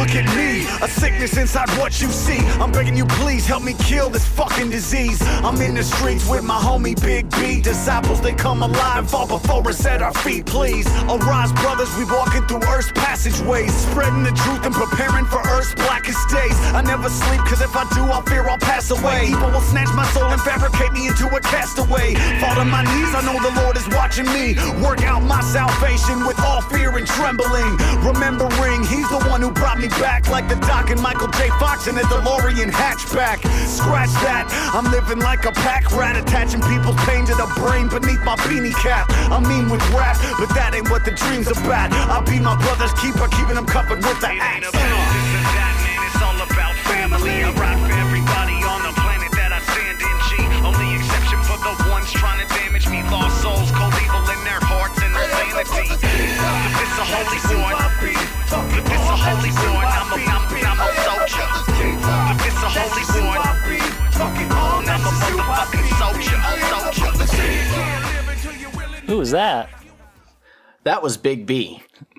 Followed very quickly after by Dirtball, who I don't think that we've heard on anything thus far. But we've heard some Big B. We heard him on a Blaze track, and we heard a Blaze verse on a Big B track. Yeah. And we've done a couple Big B songs in our band. Yeah. But then there's Dirtball, and I like Dirtball a lot. He's cool. And Big B's verse on this was better than the one that we heard on the Blaze song.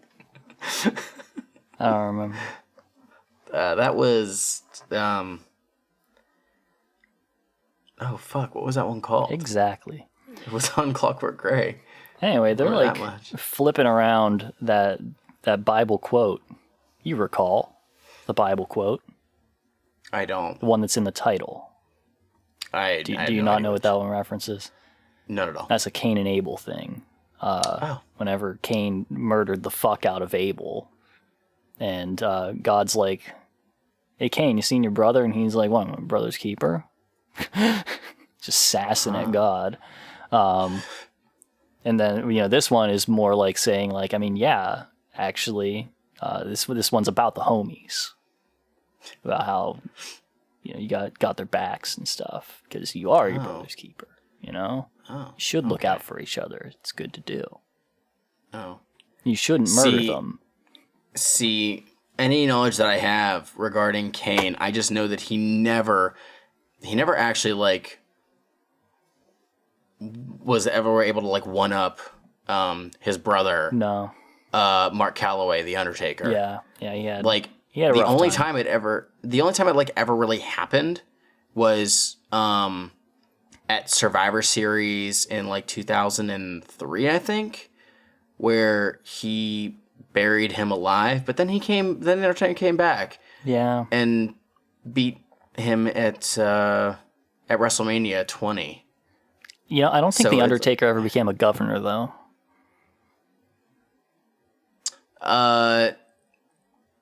Neither did Mayor. Kane. Yeah. I can't remember. You know what it is. Public servant. That's true. Well, who knows? World's his oyster now. Well, I honestly don't want either of them doing that. Did I tell you that he's going to be at Steel City Con? Oh, that's great. The Undertaker? You know who else is? All of the Hobbits. Oh, all of them are going to be there. Yep. I totally forgot about that. Not like all of them, but the 4. The 4, yeah. The 4 that matter. Bilbo matters. No. What a bitch. See, because I am going to go to Steel City Con. Oh. And if I were to go and, like, if I were to meet any of them, I'd be like, I want to go and meet Elijah Wood. I'd be like, can you sign my copy of The Faculty? I don't know what that is. Oh, that movie is fucking great. Oh, okay. It's really good. You might actually enjoy it. Oh. It was in one of my top 5 movies of all time, on that podcast I did with Blade. Oh. I think you should watch it. You'll like it. You'll probably like it more than this album. Anyways, My Brother's Keeper. Big B and Dirtball stand out, if only because they're doing something different to everybody else in this entire album. That's about it. Yep. Thanks for dropping something that I could pick up a reference to, guys, and talk about it for a couple seconds. That's it. Track 17, Heart Attack. Hell yeah, motherfucker. Hell yeah. Fresh crew in the motherfucking house. OTIS. What up, Bones Dub? That's the shit. That's the real shit. Smash on me, motherfucker. Ride with me, homie. Never die with me, homie. Grip and grind with me, homie. Make them peep game like they know me. This is OT. I'm a man standing by my lonely like an OG 21. So I'm, at least I ain't already. Come and get me, cause I'm right. And I ain't afraid to no, cause when I finally go, I'll be free from all of you assholes. I'ma get this cash flow and laugh when the show pass your city. Y'all acting shitty. Let me see if you can get with me. See, I'll be coming with another wicked word. I be leaving people scared when I'm busting hella hurt. A lot of evil people on the planet Earth. On the first, I'll be better than you with my worst. And I know it hurts. Gotta murder, gotta get him in the dirt. Bloody t-shirt where the beef hurts. When you living in a casket, rap turned into a competition to say the word. Motherfucking the most of the fastest. They now gotta slow it down and just mash. Cause I ain't asking for acceptance. I'm relentless with an axe and his mics. I'm smashing. Charlie Manson ain't shit. My family be legit. Down to ride and let a bullet from a 9 collide with you inside. I'ma watch you die, bitch. Heart attack. Nobody's leaving here alive. Crawl through the night. Nobody's leaving here alive. Crawl through the night. Heart attack. Nobody's leaving here alive. Crawl through the night. Nobody's leaving here alive. Crawl through the night. Nobody's leaving this room alive. Fucking them down till I make it. Who's that? I don't know who that is. Thank you, DJ Clay, for doing awesome fucking production again. There he is. He knows when to show up and do a thing. Yeah, stunting. Yeah. I think they're stunting here. I'm pretty sure that what we're hearing could be considered stunting. And it's like, Like they're really stunting on like the flow side of things here. And they're ripping in this. It's some good stuff. It's a good change up late in the album. Yeah. Would have been nice to have it sooner. Nah. Just a bit. I got nothing else though. Nope. Again, consistency is key, I guess. And the best part of this album so far throughout the entire thing has been production's consistent. Yeah. So that's good. But I guess we can move on. Track 18, I Stay Wicked. Hey yo, I flip it like Leatherface, sipping blood on a dark staircase. Forever and a day, and never hesitate. Never done, wicked as I come. Axe rags tied and twisted around the barrel of my Tommy guns. I gives a fuck willing to speak on anybody tripping on me. Wolfing weak or bringing beef peep. I got the mind of a creep. I'll leave a hottie's body chopped up in a mess of her mommy's bed sheets. It's all too much for me to cope with. Picked a bag of weed out the toilet and smoked it. I call it dope shit. I'm hopeless. My life's so tangled, it's like I strangled my soul in the smoke rising up from a roach clip. I body tracks like them East Coast cats. Make beats with the sound of my nuts slapping your lady's ass crack. And in the midst of my dick sliding and slipping, I throw up the fucking dub, forever keeping it west side. You ain't never gonna move me, cause I ain't never moving, no. I stay wicked. You ain't never gonna move me, cause I ain't never moving, no. I stay wicked. Another MC lose his life tonight. I stay wicked. I beg you to pray to Jesus Christ. Why? I stay wicked. I stay wicked. Wicked name in my fucking brain's not saying Who's that? I don't know. So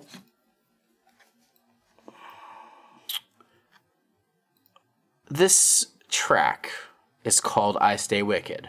Yeah. To that I respond, we know you've said it this entire album. Hang on a second. Yeah. Maybe we're misunderstanding. Okay? Check this out, right? All right. You know the term lit, right? Sure. Yeah. So, I mean, like, I feel like that really kind of came in. Like, I'm sure lit has probably been around for a very long time, but it really came into prominence, like, fairly recently. I mean, if I remember correctly. I mean, the band Lit was in the 90s. Yeah, I mean. But I feel like the term as they've like been around. They've been around since 1988. Oh shit! I didn't realize that. Yeah. But the term, like, you know, in the way that, you know, it's been used in the generation now, it's like a couple that years. shit is lit. Yeah. Shit is litty, yo. I'd say, like, you know, late 2010s. Gonna get lit. I feel like, honestly, probably just right pre-coronavirus. Yeah. So maybe what they're saying actually is I stay wicked like a candle because they're lit. And they're just that far ahead of the game. But they're pronouncing it like wicked, like you would say a thing as like a peasant in the Middle Ages, but like one in a play, because they probably didn't actually talk like that. But like in a play you would, because that's what people think. It's like, you know, Shakespeare is actually supposed to be done in like an American accent. Oh really? Well, yeah, I mean that is the that was the accent of poor people, so so that was the English accent before America happened. Yeah. You know, I think you might have something there. Yeah. But not going to look any further into it. Well, they're definitely stunting here. Oh, just a bit. I think we've firmly landed on stunting for this one. Yeah, I think that's fair. Whereas for Heart Attack, I was like, stunt? I was pretty sure, but I wasn't really paying enough attention to the lyrics to tell. But on this one, I was like, oh, they're definitely stunting. They're 100% stunting. There's, if you questioned it, you would be like, wrong. Yeah. entirely. Exactly. And I'd have to be like, no, you fool. Why would you question the stunting abilities, tactics? I mean, I wouldn't be questioning the A&B. abilities. I would just be questioning whether or not they were stunting here. They're stunning on every song. I guess so. Every single one. Yeah. They're following in the footsteps of Twisted, despite Twisted allegedly not liking A&B at this point. You can shove a lot of meaning into a tray flip, but you're still doing a tray flip in the end. Yeah, the meaning is there, but you're still stunting. You're still being a bitch. Wow. I said a tray flip, not only a varial flip. Shit. I didn't say pressure flip. God damn.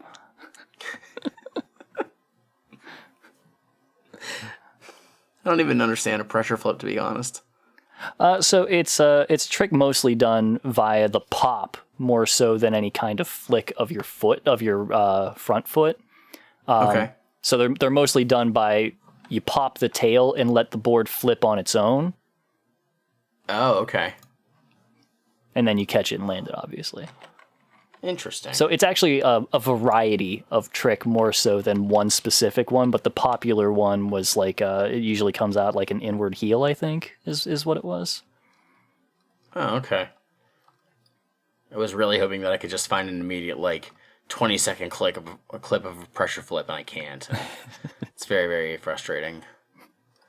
But I can find it's like a video of an impossible in 1,000 frames per second slow motion. Ooh, nice. I might have to look that up later. Anyways, that has nothing to do with what we're talking about here. Besides the concept of stunting enshrined in the Axe Murder Boys song I Stay Wicked, track 18 of the Axe Murder Boys album God's Hand, released on Hatchet House. September 16th, 2008 on Hatchet House. Hey, track 19, Lord Help Me. He's gonna have to. All friends out there. And when it all comes falling down, Lord help me now. We'll all be in heaven. We do not care what faith you belong to, what doctrine you belong to. And when it all comes falling down, Lord help me now. It's not doctrine. Doctrine is salvation. We bring forth salvation. And when it all comes falling down, Lord help me now. Lord help me now, keep my mind from falling off track. Sometimes life be whack, but I need to stay on my path. In fact, keep my soul protected while shit is all hectic, while I'm feeling reckless. And hope I never have to stress this place. But I can't when this bullshit is a face. Taste the truth, the future is the youth, no time to waste. Make $1 million and give it to my kids just like that. Tell them to stop busting raps with your dad and to make it back and do it again. Give it to the kids that never win. Parents live a life of sin, so they're gonna suffer in the end, no joke. Keep the young of the world healthy. I don't give a fuck about me. I feel that's way more G, you know. And how can I pray when you know what I'm gonna say? I think I'm blessed that I can even take a breath today. And when it all comes falling down, Lord help my friends and family because I'm going out happily. Don't be mad at me. We're salvation to be saved, not saved. and when it all comes falling down, Lord help me Not now. just trying to be a good man, a good woman. Then we have just some random new person show up right at the end of this album Who's for no that? fucking reason. I have no idea. So yeah, talking about trying to leave a good future for the ones that will one day leave behind, you know? And that's cool.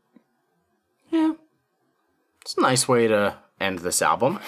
Just a dash of substance at the end. Just, one could say too little too late. Pinch. Not A me. little sprinkle. Not I, good sir. But what I will say is, they knew how to name the last track on an album. So is this Otis or Clay? That is also Otis. Okay. I could have gone either way on it, honestly. Yeah. Clay did 2 tracks on here. Like I said, almost this entire album was done by Otis. Yeah, though. yeah. Which is impressive. Oh, he's good. He knows what to do. But you know, this one had a kind of vibe. It kind of falls in between. Yeah. I think it's like that synth that Otis uses. Yeah. Is kind of similar to the synth that Clay uses. Yep. But there is a difference to it. Yeah, Otis is definitely, he's going like some West Coast lines on it a little bit. Yeah. But like the one that, whereas the one that Clay uses is more club. Yeah, Clay is 100% in the club. DJ Bottle full club. of bub. He got that X if he into taking drugs. But he's into having sex. He's not into making love. No, can we? No, just not. I'm gonna give him a hug. Just not. No. His flow, we don't his talk show about 50. brought him the we dough. don't talk about 50 Cent. That brought him all his fancy things. No. His club, Shmeev. his cars. Shmeev, no. Shmeev, no. Pulls his jewels. Just no. He done came up. He ain't changed. Shmeev, the album's done. Aren't you happy? You know, I should love it more than I hate it. You know, I feel like I'm mad, but I should be happy that he made it. So, final thoughts on God's Hand.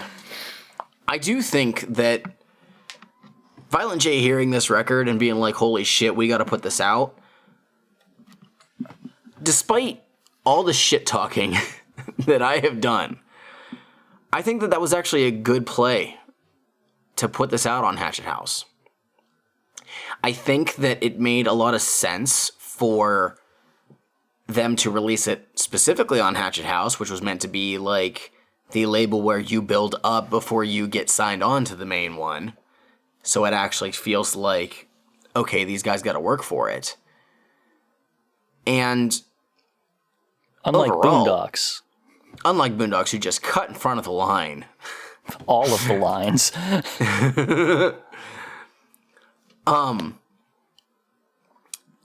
I think that this is, by all accounts, production-wise and lyrically, a better album than Blood In, Blood Out. But I think I enjoyed Blood In, Blood Out more because it felt more like what I would have expected Psychopathic to release. Like, we understood that, yeah, okay, these guys won this contest. These guys were, you know, new, young kids. Like, I don't know if it was on this track or the prior track, but Otis mentioned that he was 21 when this album came out. Yeah. Which means that when Blood In, Blood Out dropped, he was maybe 19 at the time. That's crazy. Like, they were the youngest people on this label at the time. And they're incredibly fucking talented. But we are heading into an era where what we're getting is a lot of technical writing that does not leave much to really hang on. Mm-hmm. Okay? I enjoy hearing somebody rap really well, but there are like a couple songs on here that really leave any kind of impression on me. It's literally the couple tracks that are on here, that are on my list. It's not to say that everything else is necessarily bad. It's just, what else do you want me to gain from it? We mentioned this. It's an hour and 13 minutes. But if almost all of it feels like filler, that's not good. This is definitely an album that I would say, like, yeah, if you're hanging out with friends that also enjoy this style of music, yeah, put it on. People will enjoy it. If you're heading to a show or something, sure, put the album on. People will enjoy it in the background. Doing it for this was fairly rough, especially when I had to do notes. Drive by. You bump it in the car, and you know what? It's fine. Yeah. Like, I enjoy A&B. I think that they're good, but this album is like I said, it's probably better than Blood In, Blood Out, but Blood In, Blood Out gave me more variety, if anything, because of some of the guest verses, the Psychopathic verses. There's definitely, okay. There's a lot more going on with Blood In, Blood Out, in my opinion. Definitely felt more like they were, you know, it kind of had that vibe, possibly just because it was like, hey, we won this contest and we get to release one thing on this major label. We get to release our Psychopathic Records album on Psychopathic Records. This label that we adore, from these people who we took our names from, that this is a big deal and we really got to throw into this. And I wouldn't say that this one is like, it's not like they phoned this in, but it's definitely just kind of like, it's a lot of tracks with not a lot to say about them in the way that I tend to talk about the stuff that we cover. This, once again, just doesn't have the stuff that I focus on myself. It's a lot of stunting, that's it. And that's fine. But overall, what I would say, and I said this actually in the Discord, just because I was just like, you know, I'll say one thing for people. And that is that this is, as we already brought up, very much like a Twisted style thing, but without the full ability that Twisted has. Like, they're not carrying the same bag of tools and stuff like that. Like, there's a lot of stuff in here where it's just like lines that are either gonna fall flat or just cliche as fuck, overused things that, you know, as much as I will make fun of Jamie doing his things, what it's like to be inside the mind of a twisted serial killer, there's a lot more than that, and it is all over this. And yeah, you know, it's just, that's kind of the thing. Their writing is not up to snuff entirely, and they got a ways to go, but this is definitely an album that shows good promise. And, you know, with the standards of what's on Psychopathic at this time, it holds up well to the rest of that on its own. It's just not a particularly interesting thing to me. And, you know, while they have a lot of stuff that's, you know, their whole thing is like a reference to frailty and all that stuff, I don't know that watching it would really clear anything up for me in any case, or give me any deeper insight into any of this. I just don't really see it because, again, 90% stunting. And as David Byrne once said, specifically in the live Stop Making Sense version of the song Psycho Killer, say nothing once, why say it again?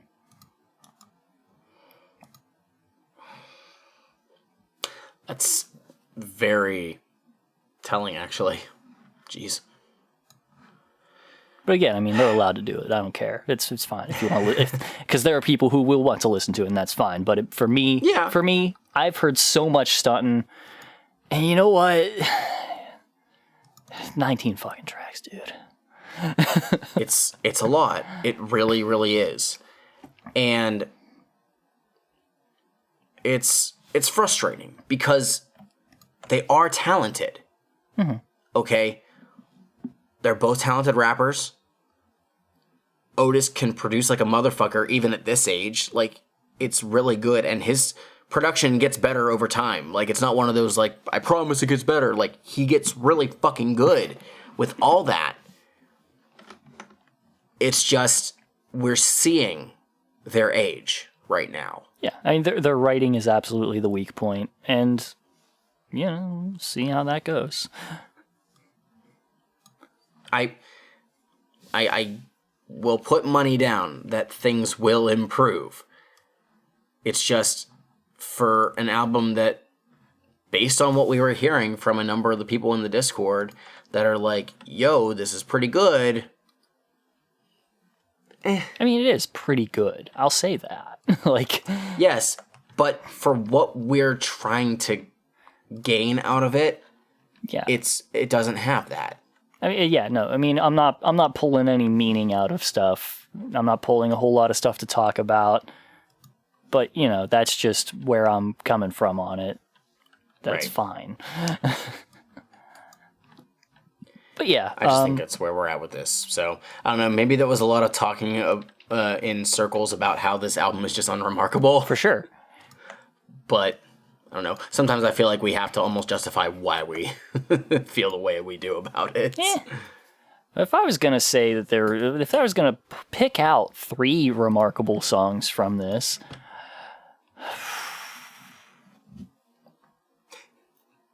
Oh, Peace. I liked it. Okay. I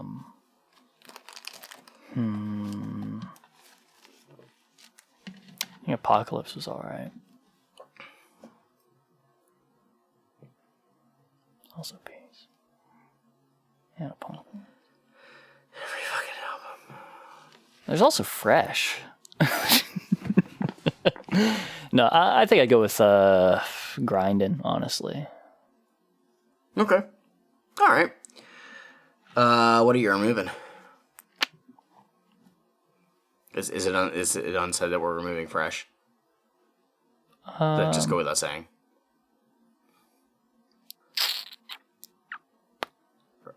Probably drop Skeet, actually. Really? Or Scrub Life, either one of those. I don't really care about them. All right. See, Fresh, I can just run it in the background. I don't really give a shit. And I have done that. I will be completely honest. I skipped it on my notes listen because... Yeah, I mean, I listened to like a couple minutes. I listened to like a minute or two of it, and I was like, yeah, there are verses here. And then I just went on. My 3, Canonize is definitely number 1. Mm-hmm. Fucking love that track. That's legit like one of my favorite A&B songs of all time, honestly.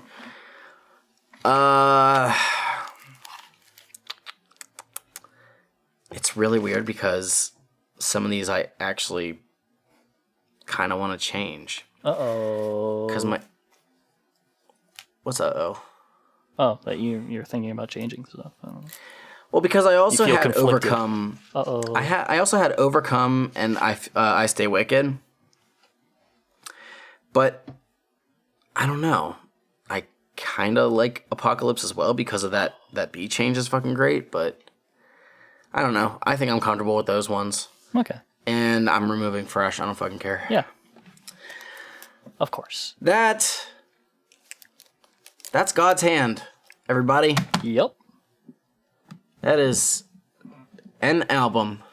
That's 19 songs. Tracks, I suppose.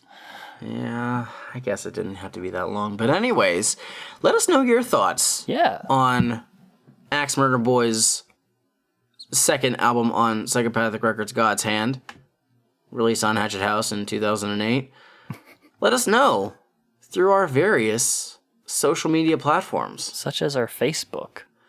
Facebook.com/Juggalo Judgment. Perhaps our Twitter. @Juggalo Judgment.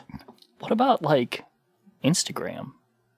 That's also Juggalo Judgment. Do we have email?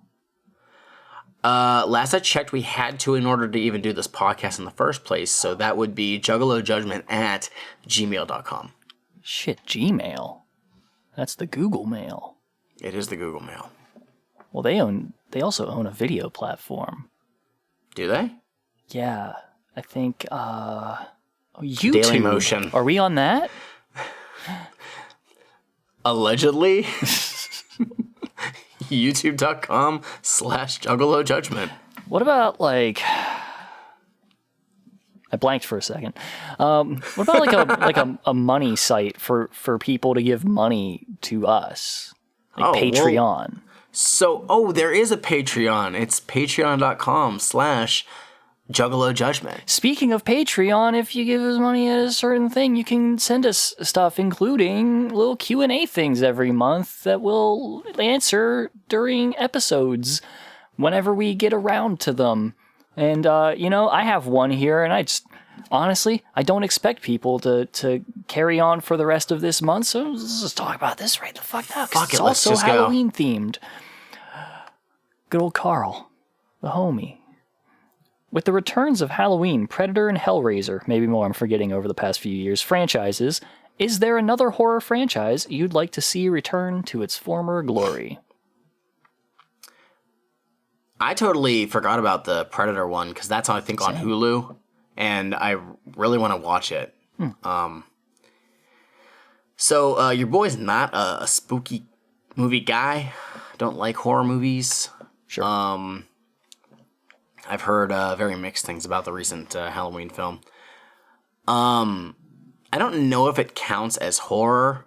I think it's probably more sci-fi, but I actually tweeted about this too a couple days ago because I was thinking about it. I would love for a remake / reboot of Jaws. Reason being, that movie came out in 1975. Yeah. We're nearing the 50th anniversary of that movie. And despite having 3 sequels of varying levels of not good, I mean, none of those really touched that, but Jaws was what literally started the summer blockbuster, and that's why we have so many fucking shark movies that go on now. True. I mean, Deep Blue Sea was really fucking good. Mm-hmm. Shark Night is fucking weird, but a pretty cool one. The Meg was good. The Meg sequel, The Trench, is coming out, I think, next year. But I really do think that Jaws, with today's technology, could be done and still give it, like... Because one of the things about Jaws that's so good is you barely see the shark ever. Yep. He doesn't actually show up until past the midway point into the movie. Largely because the animatronic didn't fucking work. Yeah, true. Busted as shit. Like, oh yeah, it was so bad. But like, I mean, one of the things was they had like actual shark footage in it too. Like, so that was cool. But one of the parts in that movie that even now watching it like freaks me out. Like, you watched it with me actually. Yep. I've seen it a couple times. So I don't know if you've seen it. Okay, you've seen it since then. The part where the boys are trying to get their merit badge. So there's the guy who's in the canoe or in the rowboat or whatever, and he gets knocked over. Yeah. He's trying to get back on the boat, and the shark is sideways, like, going towards him and pulls him under. The shark never comes out of the water, but you see it under. That is fucking terrifying. And just thinking about that now, like, you know, you see the shark now, and it looks bad. Yeah. Okay? The jump scares in it are just dumb. But I think that, honestly, that movie could be done very, very well, still keeping it like an intimate sort of like fear. There's a good tension. I would just really like to see it. Oh, it is. That entire movie is fucking tense. It's got a lot of the same kind of things that like goofy movie, but still pulls off that same kind of tension. Tremors. Oh, Tremors is fucking amazing. Yeah, of a thing that you can't see that can sense you, and you can't do anything about it, but it can get to you. Man, I gotta rewatch Tremors. That's fucking great. I need to watch the whole series because I have all of them. When I was thinking of Jaws, I was thinking about, okay, well, who would I want to play it? Ooh. And originally, Seth Rogen as Jaws. The first person that came to mind was Christian Bale, and originally I had him for Quint, and then I thought, no, I want Christian Bale as Chief Brody. Okay, so he's a bit older, so that's fine. Yeah. Hooper, I want Charlie Day. Who's that? Hooper was the scientist. Oh, okay. Okay, so that was Richard Dreyfuss. Yeah. I want Charlie Day. That's good, yeah. Because, and the sad thing is, it's kind of him almost reprising his role from, what the fuck, the Pacific Rim. I didn't see Pacific Rim. I still need to watch that. And I want Quint to be Ron Perlman. I could dig that, yeah. Which is also funny because Ron Perlman was also in Pacific Rim. but like I see those characters right there, and I just think it could work. Ron Perlman would do a very good, just gruff kind of, just weirdo. Ron Perlman's just fucking great in everything he's in. Yeah. Like, I love that dude. He's so goddamn good. Good guy. In basically everything. So I'm manifesting that. Jaws remake, Ron Perlman as Quint, put Charlie Day as Hooper. Christian Bale as Brody could be in either or. You may be able to find somebody different. Even Charlie Day as Hooper might need to be somebody different, but I don't know. It's what I'm hoping for. I could dig it. Charlie Day's good. He does good stuff. He's good. What about you? Honestly, I don't really think about that much. I always like to see people drop a new thing. I don't really care too much for franchises a whole lot. You know, there's some things that I could see having a new, fresh look at sometimes, but there's not a whole lot that I'm interested in. Like, I just want to see, like, I want to see a unique idea because I've seen a slasher dude do a slash. You know, I don't really, Michael Myers, he's been stalking around for a long time. Jason has been killing people for the horrific sin of fucking at a camp for years, or Manhattan. Real quick though, as far as like Jason goes, there was a reboot or a remake of Friday the 13th that came out in like 2009, I think, I or saw something it like in that. theaters, actually. Right, but nothing ever since. That's true. The only, I think, Jason media that's come out since then was the video game. Freddy vs. Jason. No, that was before then. Was it? No, I don't think it was. Yes, Freddy vs. Jason was 2003. What the fuck? How? Yeah. It's 2003. 2003? I believe so. I'm almost certain. I don't believe that. All right, I will fucking... Hold on. Freddy vs. Jason, 2003. What the fuck? Yeah. Huh. Wild. And the Friday the 13th, 2009 film, yeah. Okay, well, but yeah, no, I don't need any more of those. I mean, like, if I was going to go with anything, I mean, I would be interested. I've talked about this a whole bunch. I talked about it with Blade in, I don't even know if I talked about it with Blade specifically on the podcast thing or if it was just chatting while, doing one of my listens or something on the Discord. But if somebody wanted to take the Ring novels and do like a legit adaptation of those, that would be fucking amazing because goddamn, having read those, I'm like every movie that all of the Ring movies and stuff, I'm like, you don't know shit about the fucking Ring. You don't know a goddamn motherfucking thing about this besides tape curse. But like, that would be cool. I mean, One Missed Call would be fun because just the idea of One Missed Call was a good time. You get a phone call and you hear yourself dying and then it happened. Yeah. Well, you get a call from the future, like the missed call timestamp is from the time that you're going to die, and your voicemail is what happens to you. Oh, that's fun. Yeah. And there's a whole thing behind that, and there's a trilogy of them. Like the Japanese ones were a trilogy, and they get more unhinged as they go. Like the third one's just bonkers. Okay. But I really like whenever people come up with new concepts and stuff, especially like the thing of J-horror and stuff. A lot of them were that kind of thing where it's just like a curse attached to a specific item or something, and I love that as a concept. And there's so much that can be explored with that's just kind of left on the table in favor of rehashing a thing that's already been done. And just do another thing, do another fucking thing. But especially readapt the Ring into like a faithful adaptation and leave people very fucking confused about what's going on. That would be sick.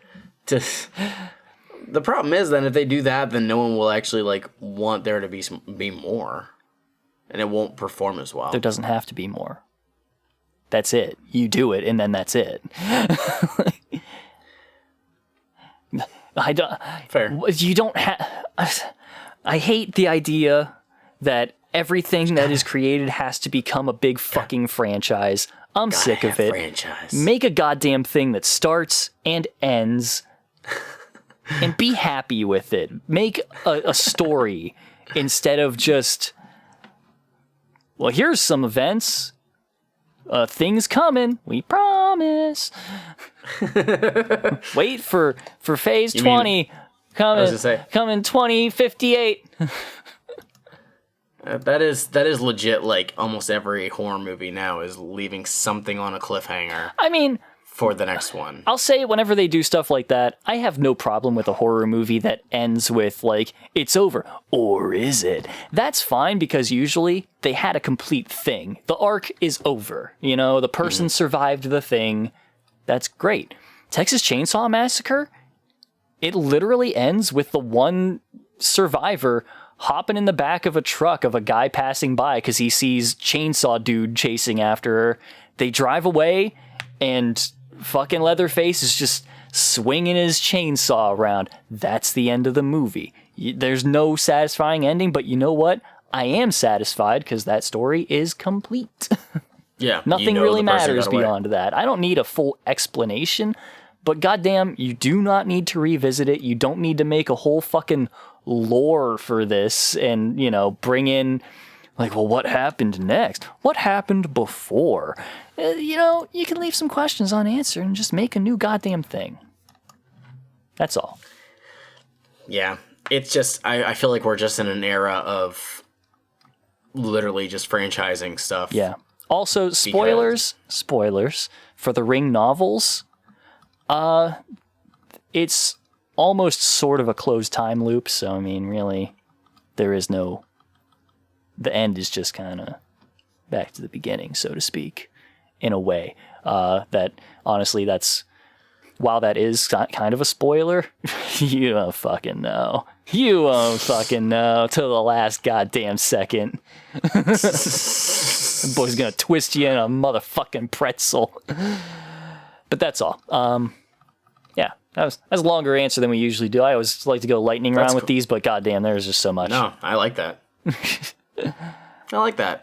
And you too could ask us these questions. You subscribe to our Patreon at a mere $5 per month. Yeah, exactly. And at $10 per month, you can make us listen to songs. We'll get around to some of them. We don't have a lot to do because some people aren't paying attention to their emails and sending us their requests. And I'm not going to tell them anymore. Except here. Well, I'm not going to reach out to them directly. I don't know. It's not doing it. Not too bad. That's all. Did you know that there's another way that people can give us money? Oh my God. You mean like through... Can they use their money to purchase goods and services? They actually can, but not services, just goods. Well, I mean, the service would be like the shipping part. Yeah, that is true, I guess. Yeah, you're getting a good and a service. Yes. So. And it's good service. Storefrontier.com/Juggalo Judgment, where you can basically use Juggalo Judgment, or you can use yourself as a billboard for Juggalo Judgment. Show everybody that you love one of the coolest Juggalo podcasts around. My one friend, she that I hung out with at the gathering, she just got hers in like early last week or something like that. And she's like, this shirt is comfy. And I'm like, awesome. I'm very hype. I get very, very happy when, like, because she showed me hers. The friend who I sent the one shirt to, occasionally, like, I've seen her, like, post on her Snapchat story that she's worn it. And I'm like, oh, I love this. My friends are wearing this shirt. If you're going to order the shirt, order a size up because I'm hearing that they run small. Sorry. So... That's just, it's frustrating. I'll have to see about it. Scott got one, so I'll be like, hey, Scott, how'd that work out? I was going to ask. Yeah, I know Scott had ordered, I think, like the third one. Nice. So I need to get one. Ask, but, one of these days. Yeah, I was going to order one, and I'm like, oh, well, I order a large, so if it's small on me, Shmeev, here you go. You got a free shirt. Yep. But no, we'll see. But yeah, go ahead and do that. Buy merch. There is going to be more designs in the future. We just got to pay people to make designs. We'll get to it. I was going to real quick for an artist that I really, really like, and they all sold out. So, but they will come back. Commissions close quick. They did. Like, dude is very, very like highly sought after. So, it'll happen eventually. I actually am hoping to get 2 commissions. One for the podcast, one for a personal art design, but that would also be something that would be available on the store too. Cool. So, that aside, if you would just like to talk to us individually, if you think, hey, I can't bother to talk to the Juggalo because I'm not so much Juggalo, and you want to talk to Shmeev about like normal cool stuff, Shmeev, how can they do that? Twitter @Shmeev. That's cool. And if you decide, hey, I just need to talk about Juggalo shit all the time, you know, all of it, the Psychopathic, the Magic Ninja, all that good stuff. And Find you a need mirror. to talk to me. You can hit me up on Twitter @MikeSpawn, the SEJ, or on Instagram, Straight Edge Juggalo. And I'll be completely honest, Instagram is probably the best way to do it because more people interact with me on there anyways. Because I haven't been as frequent on Twitter in the last couple months. I don't know why. Like, aside from making the posts about new episodes dropping, I hardly tweet anymore, but I refuse to get rid of Twitter because I like Twitter a lot. Yeah. But Instagram is super fucking easy because no real restrictions on DM. Actually, there is restrictions on DM length, but still. You know, don't send that length. Hey, fucking kill me. Anyways, let's get the fuck out of here. This episode's gone on to way too long. Join the Holy Discord. Shit. Yes, the ICP with We Discord. It's in the thing. You can find it. It is. Link everywhere.